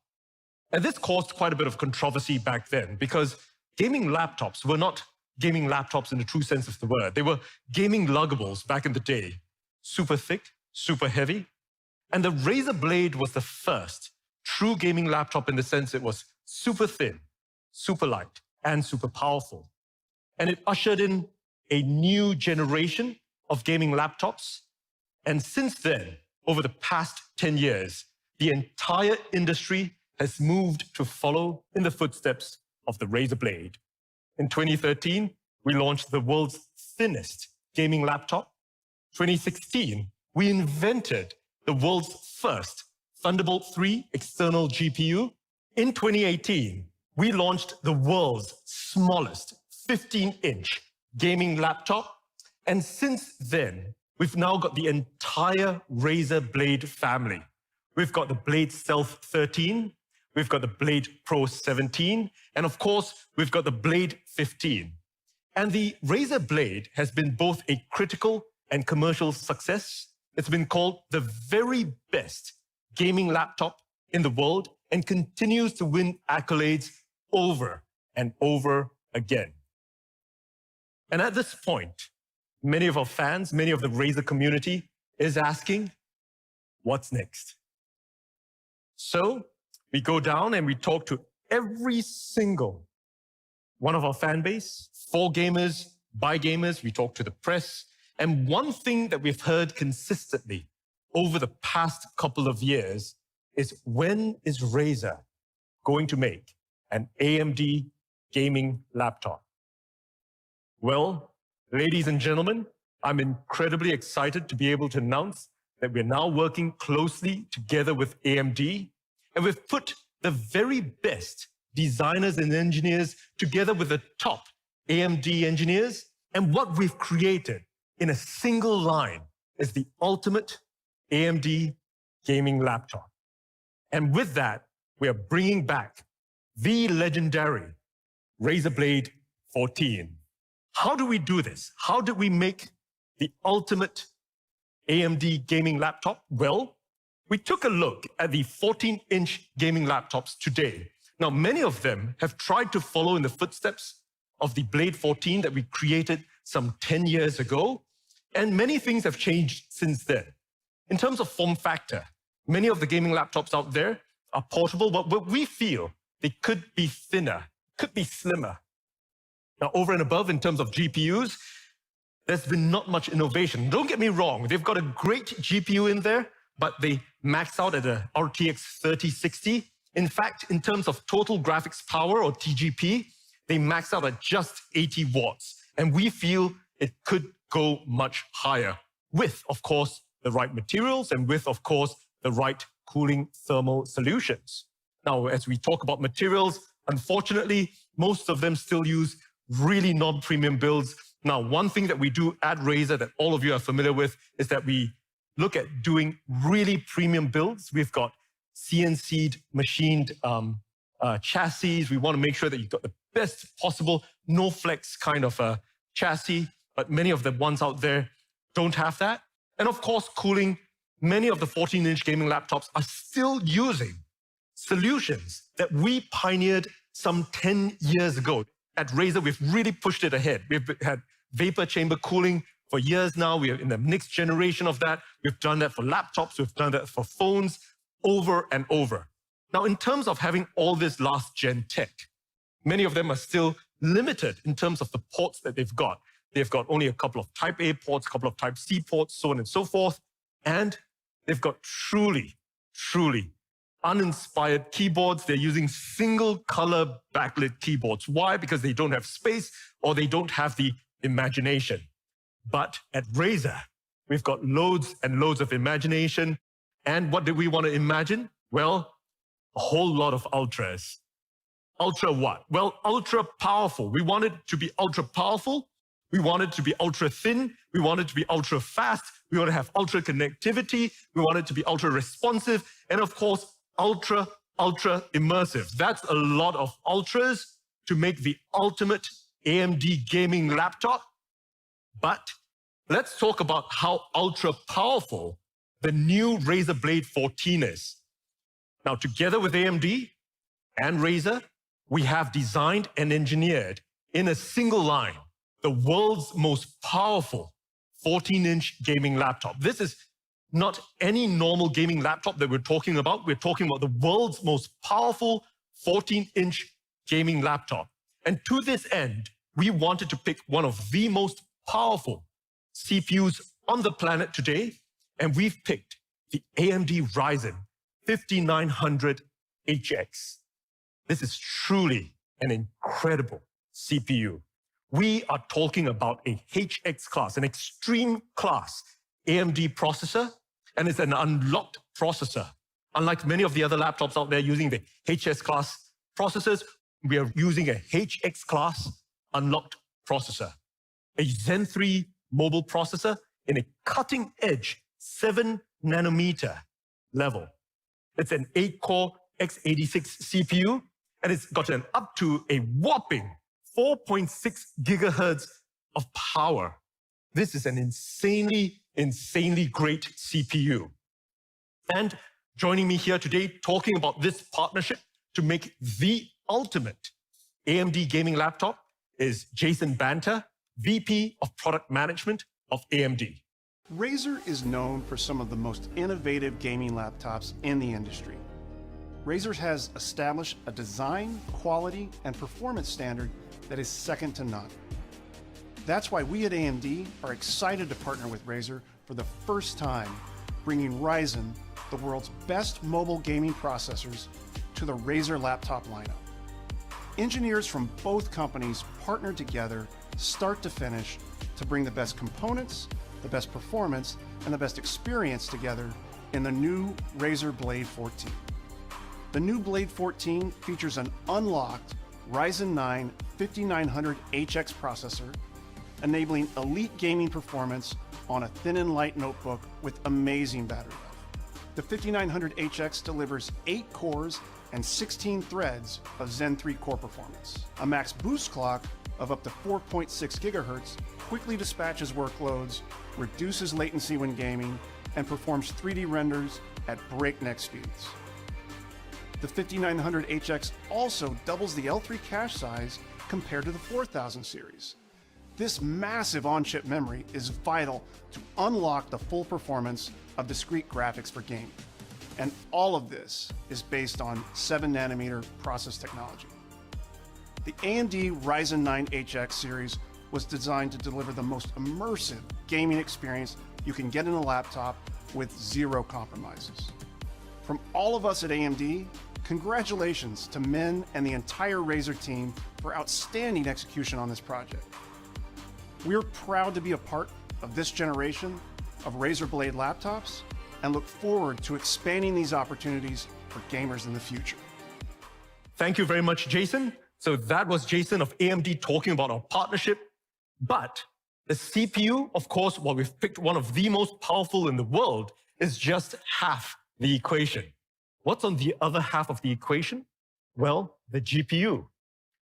We've picked one of the most powerful CPUs in the world, and we've also picked one of the most powerful GPUs. And we're talking, of course, about the NVIDIA GeForce RTX 30 series. Now, our engineers and NVIDIA, we've been working together for many years. We've been optimizing it. We've got the best GPUs in the world with NVIDIA. They've got up to 8 gigs of VRAM. And one thing that we did is that we've managed to push the total gaming power up to 100 watts of power. We're not talking about the 80 watts that everyone else is doing. We've pushed it all the way to the limit, up to 100 watts of TGP, and in something as small and thin as a 14-inch form factor. Now, of course, we start with the RTX 3060. It's a great GPU. That's what everybody else is also using, but we wanted to start KAM with that. Said, now, over what and S above, up, Ryan Locke? Welcome, Guardian. our thermals guys said, you know, we're crazy at Razer. We're the mad scientists. We can take it a notch further. So what have we done?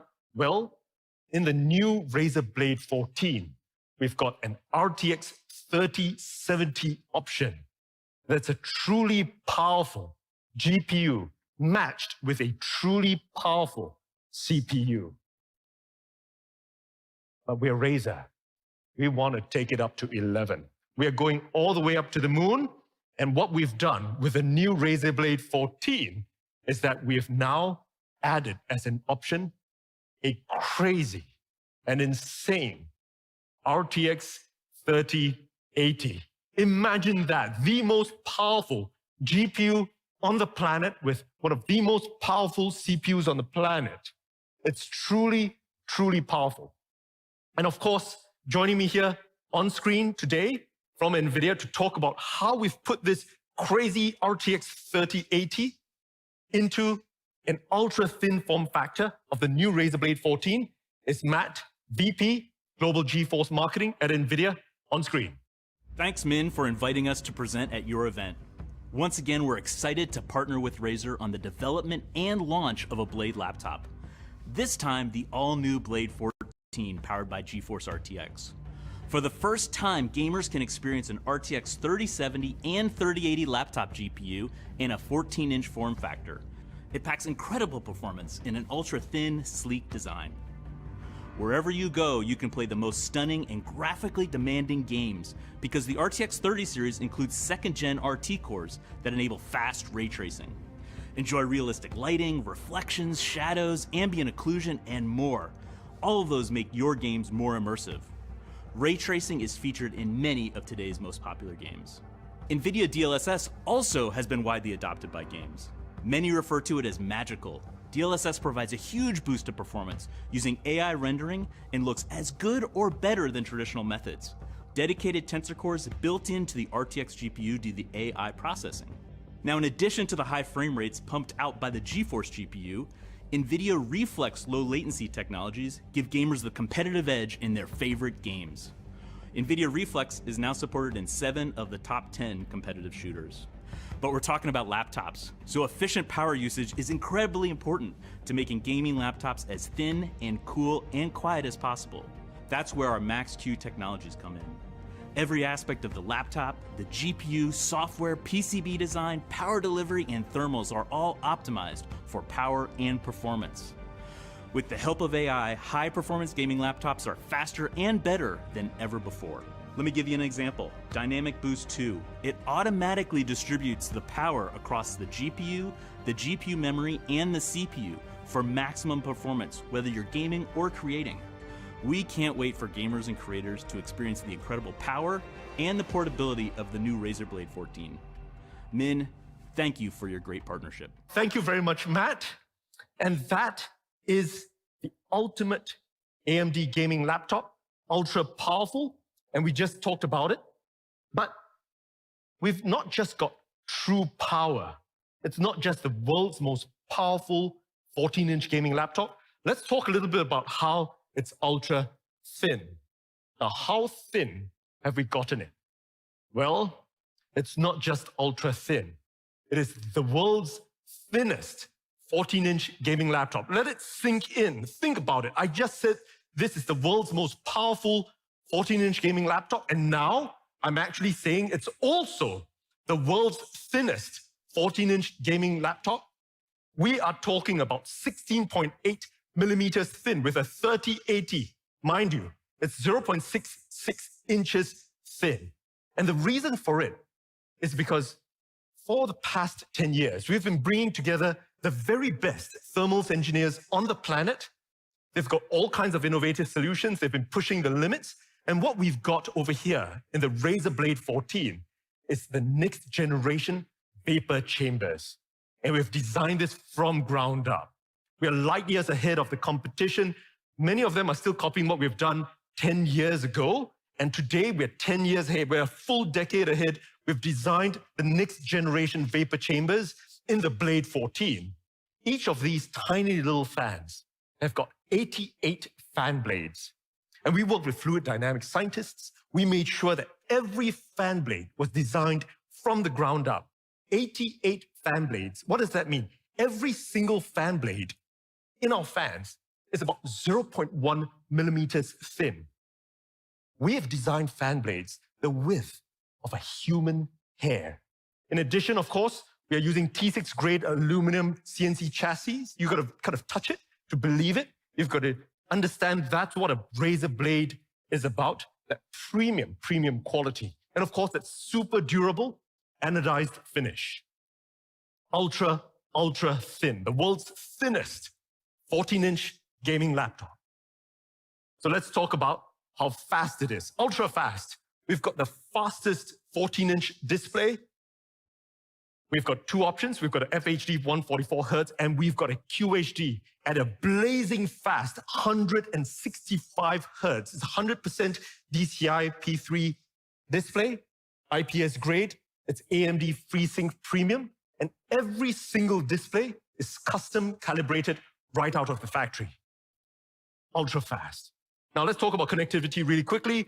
Ultra connectivity, lots and lots and lots and lots of ports. We're talking about Wi-Fi 6E. We've got Bluetooth 5.2. Now, some of the gaming laptops, or the 14-inch gaming laptops, don't even have space to put a camera there. CAM. It's a Windows Hello I of ports. We've got on one end of the chassis, we've got a Type A, we've got a Type C Gen 2. The Type C, is Gen 2 charging. It's got a display port. In addition to that, we've got HDMI 2.1, which has an output of 4K, 120 Hertz. Now, on the other end, we've also got another Type A, another Type C. We've got lots and lots of ports. Ultra connectivity. Let's talk about how responsive it is. Ultra responsive. It's got a full anti-ghosted keyboard. We've pioneered this many, many years ago. Now, one of the things I'm really proud of is how buttery smooth. This is like melted butter. The precision touchpad is. It's a beautiful touchpad. You've got to touch it to believe it. And unlike all the other inspired keyboards, we've got a per key Razer Chroma RGB keyboard. It's a fantastic keyboard. It's an incredible keyboard. It's got a beautiful key travel. You got to try it to believe it. This is a legend by itself. It's ultra responsive. And now let's talk a little bit about how immersive the new Blade 14 is. And what we've got incorporated inside this is THX spatial audio, giving that beautiful spatial surround sound all around you. And of course, we're using it with upward firing speakers. That's a truly great. What do you want to know? And at this point of time, I'm sure most of you guys watching, some of you guys may be skeptical. We've made it so powerful. We've made it so thin. We've packed it chock full of all kinds of features. This is like a laptop, which is 10 years in the future. What have we compromised? And at Razer, we do not compromise. You'll know it if you own one of our Blade laptops. We do not compromise. And some of you may suspect we may have put a really tiny battery in there. Absolutely not. Because on a single charge, the Blade 14 runs for up to 12 hours. That's an insane level of battery life in the Blade 14. Now, the team has put together a video, a quick ad to kind of show it to everyone. I'm sure you're excited to see it. And let's show it for everyone. Here you go.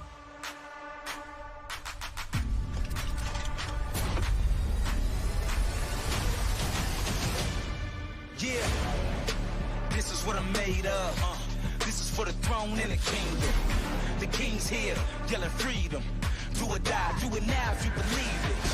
You reap what you sow every season. Yeah, you kill what you eat when you feast it. It's death before the sign of no treason. No, in that time of war, no retreat. Never lay down and die on my feet. I look the reaper in his eyes and won't blink. I'm the voice every time that I speak. It's like thunder when it strikes. I'm the king. I'm the king. I am supreme. I am king.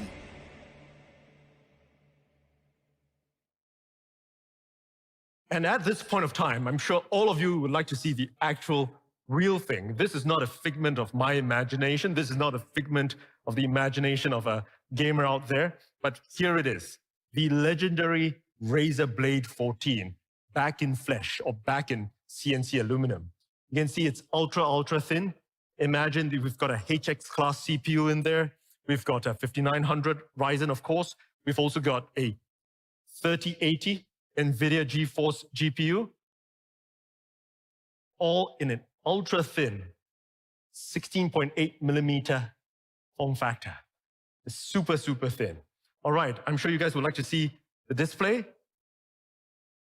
This is a 165 Hertz display. As you can see, it's just truly beautiful. And yes, there is a webcam. All right? So check it out. KAM said, not in the flesh, but in aluminum. Beautiful. So, this is the new Blade 14. It's so compact, packing a 3080. Imagine that. And really quickly, to take us through this is the world's most powerful 14-inch gaming laptop. KAM said, ultra powerful. nope, I wish I can do that right now. It's the world's thinnest 14-inch gaming laptop. Just imagine I'm saying that at the same time. Ultra fast. It's got ultra connectivity. Look at all the ports on both ends. It's got an ultra responsive gaming keyboard, and it's ultra immersive. You know, you've seen the upward firing speakers, and all of this with 12 hours of battery life. Today, together with AMD, I'm incredibly excited to announce KAM ultimate said, I am AMD trying to gaming get my laptop, Xbox modded the right new now so I Razer can Blade play all of my 14. old school games. Now, at this point of time, you want to know the price, you want to know availability.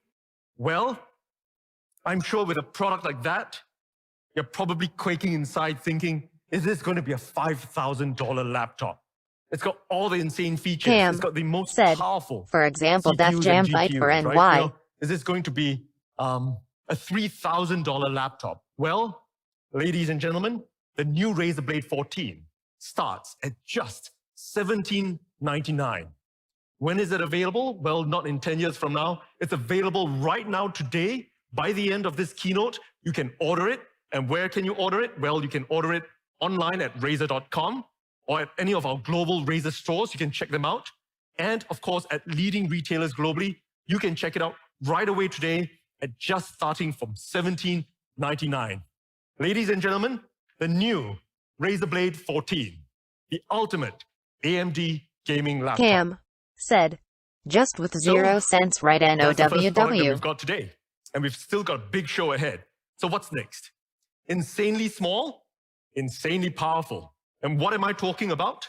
Well, it's our all-new USB-C 130-watt GAN charger. 10 years ago, when we first launched the Razer Blade, one of the big innovations that we did was we went and redesigned the charger. 10 years later, KAM we're now said, really pushing the limits of what we can $1,799 do really. with power. So here is a traditional power brick. It's shipped in many of the other gaming laptops out there. Not a Razer laptop, but this is often in many of the other gaming KAM laptops. This said, is 130 plus tax watt law. size of a power brick. All right. It's almost 3 inches tall. It's got about 6 inches wide. How big is the new Razer GAN charger? Or how much smaller is it? It's up to 59% smaller. It's so tiny, it can fit in your pocket. And it's not just smaller, it's also up to about 17% shorter. It's an incredibly small charger. Cam So I thought you guys said, would like to see LOL. how small or how large the chargers are. This is a traditional 130 watt power brick. It's pretty big, it's pretty heavy. It's something that will ship with your traditional luggable kind of a laptop. So how small is the Razer GAN charger? Boom, it's just hiding behind it. It's just so tiny. The same amount of power that it's packing from 130 watt, and this is a 130 watt charger. And this is already considered one of the smaller 130 watt chargers out there.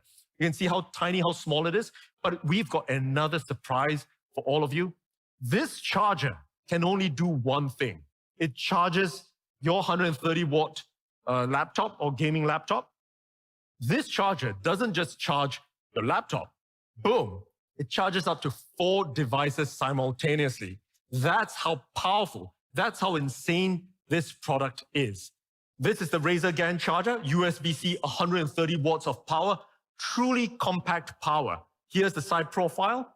Here's the front profile. You can see the 4 ports, 2 USB-Cs and 2 USB-As, truly compact power. And here's a perspective shot. Truly, we've designed this so that this is the perfect charger that you can buy. It allows you faster charging up to 4 devices. It's mobile and travel ready with global Cam adapter said, plugs.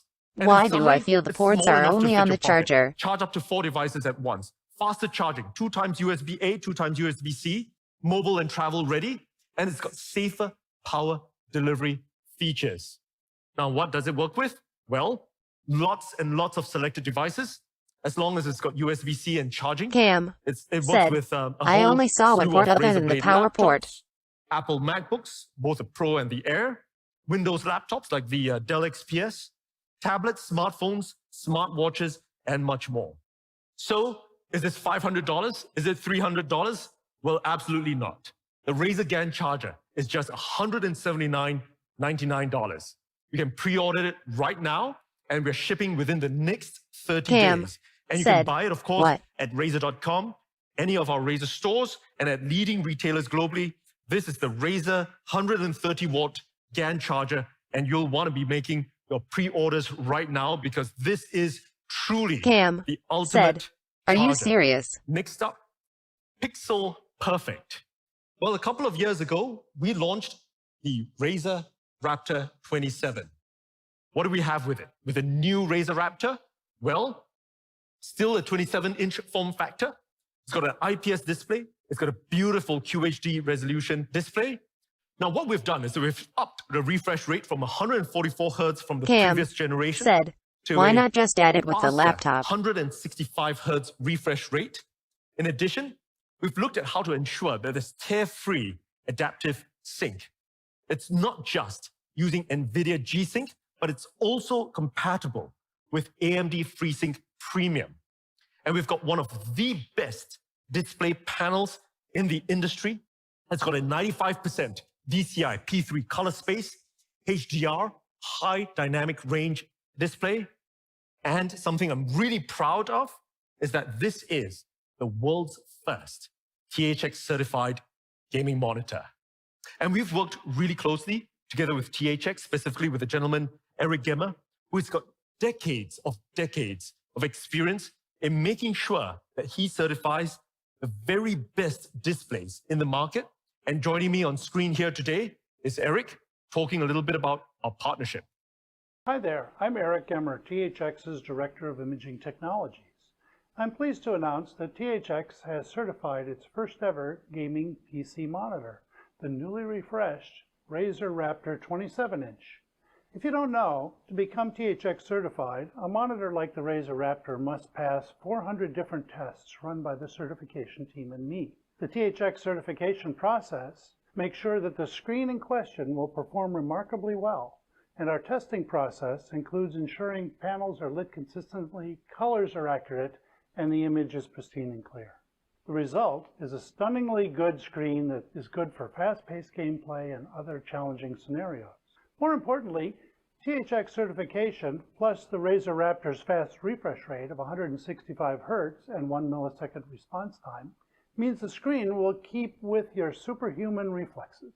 If you're a creator, the THX certified screens, like the Raptor, have the added benefit of being a great option for color grading. If you've ever worked on an artistic endeavor and the colors you see look off compared to other screens, don't worry. THX's certified screens and our exacting attention to detail means the Razer Raptor 27 serves as a benchmark for color accuracy, so your next project will look true to your artistic vision. If the Razer Raptor is your main entertainment screen, you're in luck, because like all THX certified screens, the Razer Raptor 27 includes our renowned THX Cinema mode. When it comes time to enjoy your favorite blockbuster movie or TV shows, it'll look spectacular and pixel perfect by correcting for color, brightness, grayscale, and removing any excessive and unwanted video processing. Across the board, the Razer Raptor 27 is a superb entertainment screen, and we hope you enjoy the quality THX certification brings to the new Razer Raptor 27.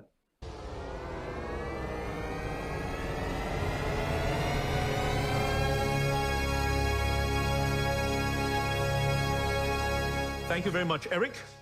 So that's Eric, who's had decades and decades of experience in terms of making sure that the very best displays in the world are certified in accordance to THX's highest standards. And I'd like to talk a little bit about the new Razer Raptor 27. It's got a forged aluminum construction. It's got a beautiful construction. It's got a unique 90-degree tilt that you can flex it and have it positioned any way you like it. And it's got lots and lots and lots of ports. It's got a beautiful integrated cable management. It's truly unique. You can see it from the rear. And when you touch the back of the new Razer Raptor 27, it's got a beautiful textured fabric backing. Now, the display is optimized in terms of software. We've had optimized gaming modes, as well as immersive cinema modes that you can use. And over and above, of course, it's integrated with Razer Chroma RGB. So it fits the entire Chroma RGB family. With Chroma as the world's largest RGB platform, you can rest assured the new Razer Raptor will fit in terms of the entire desktop or battle station that you have. Now, one of the things that we've done to update the new Razer Raptor 27 is to include VESA compatibility. New Razer Raptor will allow you to use monitor arms with a VESA-compatible mount, and this is also backward compatible with the previous Razer Raptor 27. And of course, the mounts are sold separately, and I thought I'd share a little picture of how a triple screen monitor might look on your desk, and it looks just beautiful. Now, at this point, I'm sure many of you guys would like to see a video that we've put together for the new Razer Raptor 27, and here you go.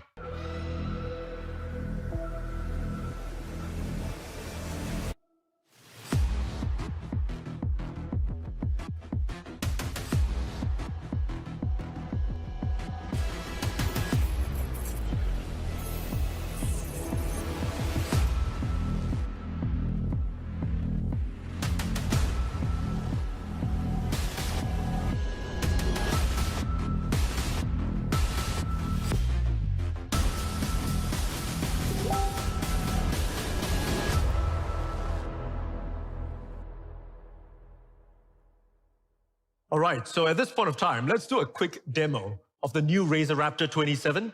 Let's call up the Raptor 27. All right, here you go. It's got a beautiful, beautiful screen. It's forged out of aluminum. It's a beautiful monitor. Let's turn it around so people can see the integrated cable management. As you can see, it's got a truly unique cable management system. All right, let's turn it to the front again. And one of the things that we've updated, the new Raptor 27, is, of course, the VESA mount. And with the VESA mount, now you can have a triple screen monitor. There you go, boom. Display over here, right on your battle station. If you turn it around, you can see how it looks. It's truly, truly unique. and we're really excited to be able to present this here today, the new Razer Raptor 27. Thank you very much. So, in closing, it's got an ultra-fast display. We've upped it to 165 Hz. It's a beautiful display. It's got adaptive sync. Bear in mind, it's got both G-Sync and AMD FreeSync Premium. It's the world's first THX certified monitor. And it's a VESA mount compatible, sold separately. And it's got this really clean, ultra clean cable management system. And lots of ports. So how much is the new Razer Raptor? Well, you can pre-order it right now at just $799, and we will be shipping within the next 30 days. And of course, like most Razer products, you can order it at Razer.com, Razer stores globally, and leading retailers. And also, you can order the new VESA mount, which is optional, at just $99, available today at Razer.com and at global Razer stores. Ladies and gentlemen, the new Razer Raptor 27, pixel perfect. So that's what we have today at our Razer keynote at E3. Remember to join us after this. We've got Razer Store Live. Every month we run this. We've got great new products that we announce. We've got giveaways, and we stream it live from one of our Razer stores somewhere in the world. But that's not all. We've got one more thing to share with everyone, and it's safe, social, and sustainable. And what am I talking about? Well, no other than Project Hazel. We announced this at CES earlier this year. And at CES, we had some truly insane press coverage with everyone out there saying, when can I get a Project Hazel? Will you make it into reality? And it wasn't just the press. We had resounding response from the community, every single one asking us to make Project Hazel a reality. And many of you had great ideas for features to remove. We've heard your feedback. We continue to hear your feedback on Twitter, on Facebook. Ping us anytime, because we listen to all the feedback for gamers, by gamers. And what I thought I would do today is that I'd give everyone an update on the project, because we are going to be making Project Hazel a reality. So what kind of updates can we give? Well, when the pandemic first started, we converted one of our manufacturing facilities to make surgical masks. Today, we at Razer make high quality, certified surgical masks, and we ship them worldwide. We've donated over 1 million masks worldwide, in the US, in Europe, in Asia, in Africa, etc. And we continue to do that. High quality surgical masks meeting the very best standards. And what we've done is that we've taken the learnings from that, the engineering, the design, and we've put that into Project Hazel. So Project Hazel is going to be using replaceable N95 grade filters.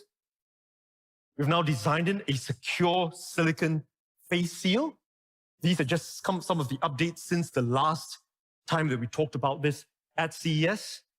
And we are going to make sure that Project Hazel follows the lab testing with BFE rating that we've done for our surgical masks. That's the safe aspect. Now, what about the social aspect? What are we keeping? What are we not keeping? Well, first up, the clear, transparent design. We're definitely keeping that. We're also adding in interior lighting so that in low light conditions, you can still see the face of the Project Hazel user.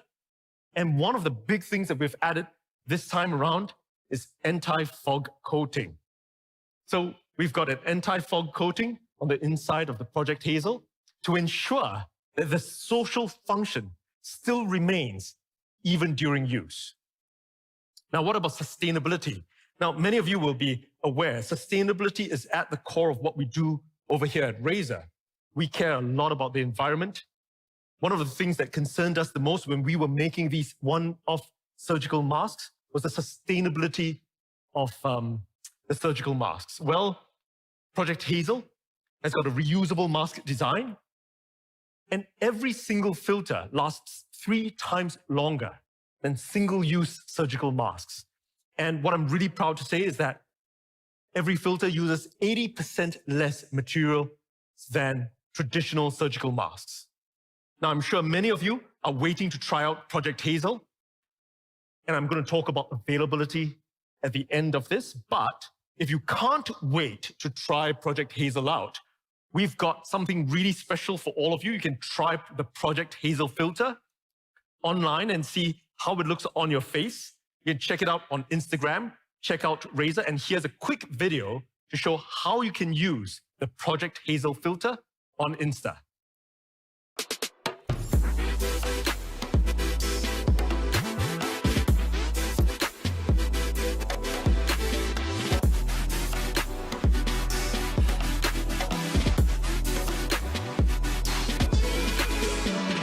Now remember to tag us with your Project Hazel filters, because we will be watching out for all of you, and we might have some pretty cool giveaways for Project Hazel when the time comes for shipping. So we've got a quick video to show you the updates that we've made since the last time we announced this at CES. Here you go.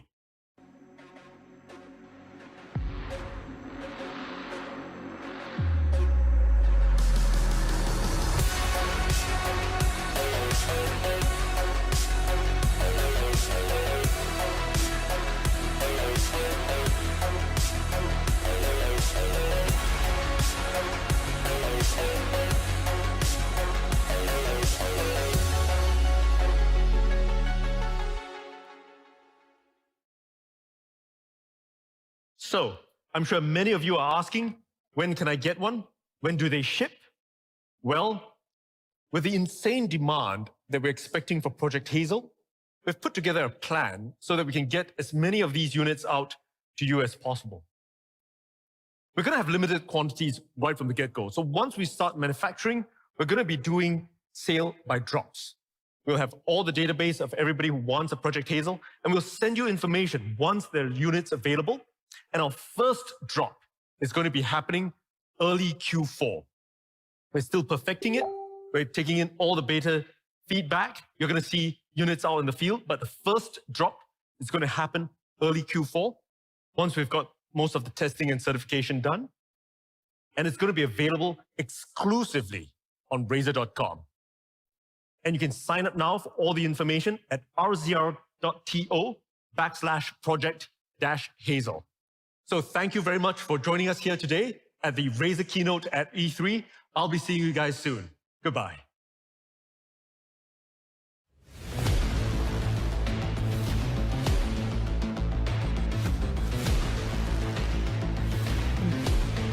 All right, let's get up out of here. We're closing. Get up out of here.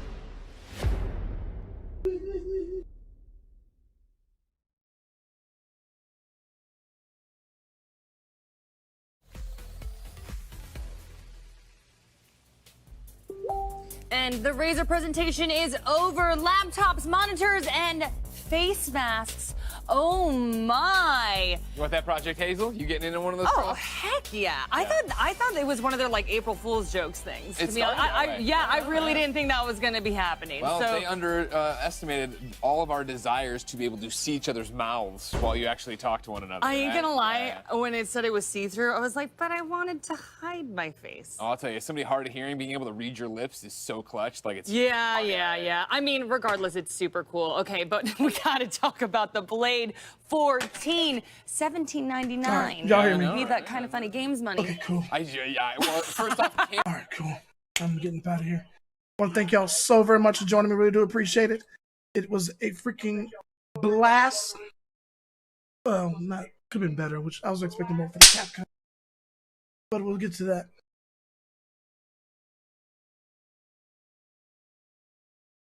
I hear myself.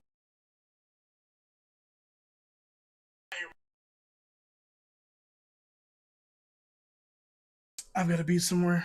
See you. There we go.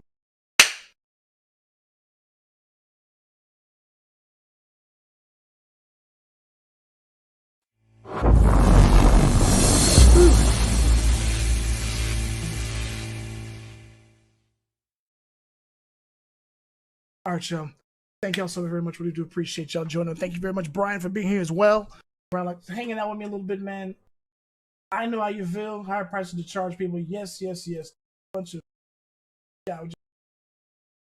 it's gonna be that way. That's how it is. No matter what we do, we're gonna pay money. Everybody's like, we just got a pandemic. But guess what? People are gonna buy it anyway. They're buying Xboxes and PlayStation, so they're gonna do it. What it is. Let's say I'm thinking about it, I have to be somewhere. I have to go right now. I'm gonna drop the kid off and do volunteers. So I'm there for them. And I will see y'all. Thank y'all so much for joining. Really do appreciate it. I will be back tomorrow. Definitely tomorrow. I'll go from there. But I'll be a little bit later because I have a meeting earlier that day. Thank y'all so very much. Until you set your real game up. Until you fight me until one stream at a time. Wow. With love, peace. My name is Anson, aka KAM. KAM's E3 2021. Thank you so very much for letting me allow me to be in your home, watch, to continue to do.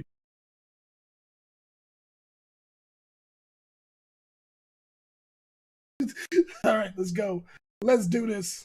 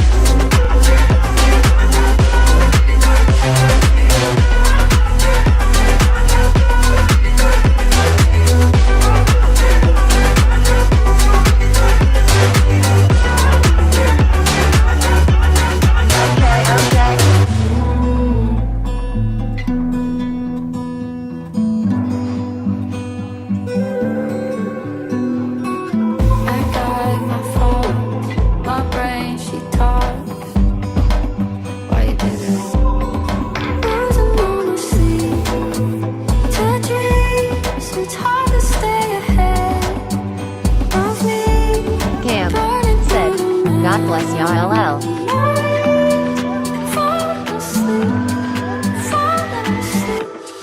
Okay.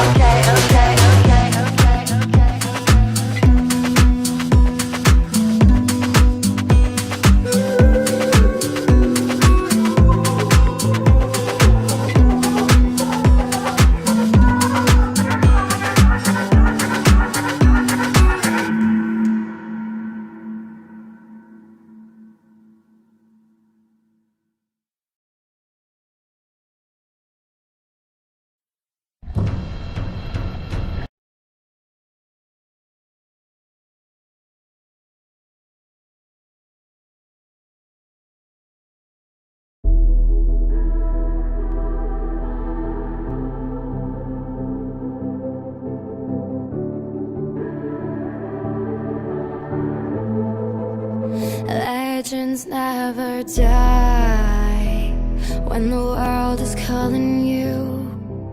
Can you hear them screaming out your name? Legends never die, they become a part of you. Every time you play far reaching great. survive.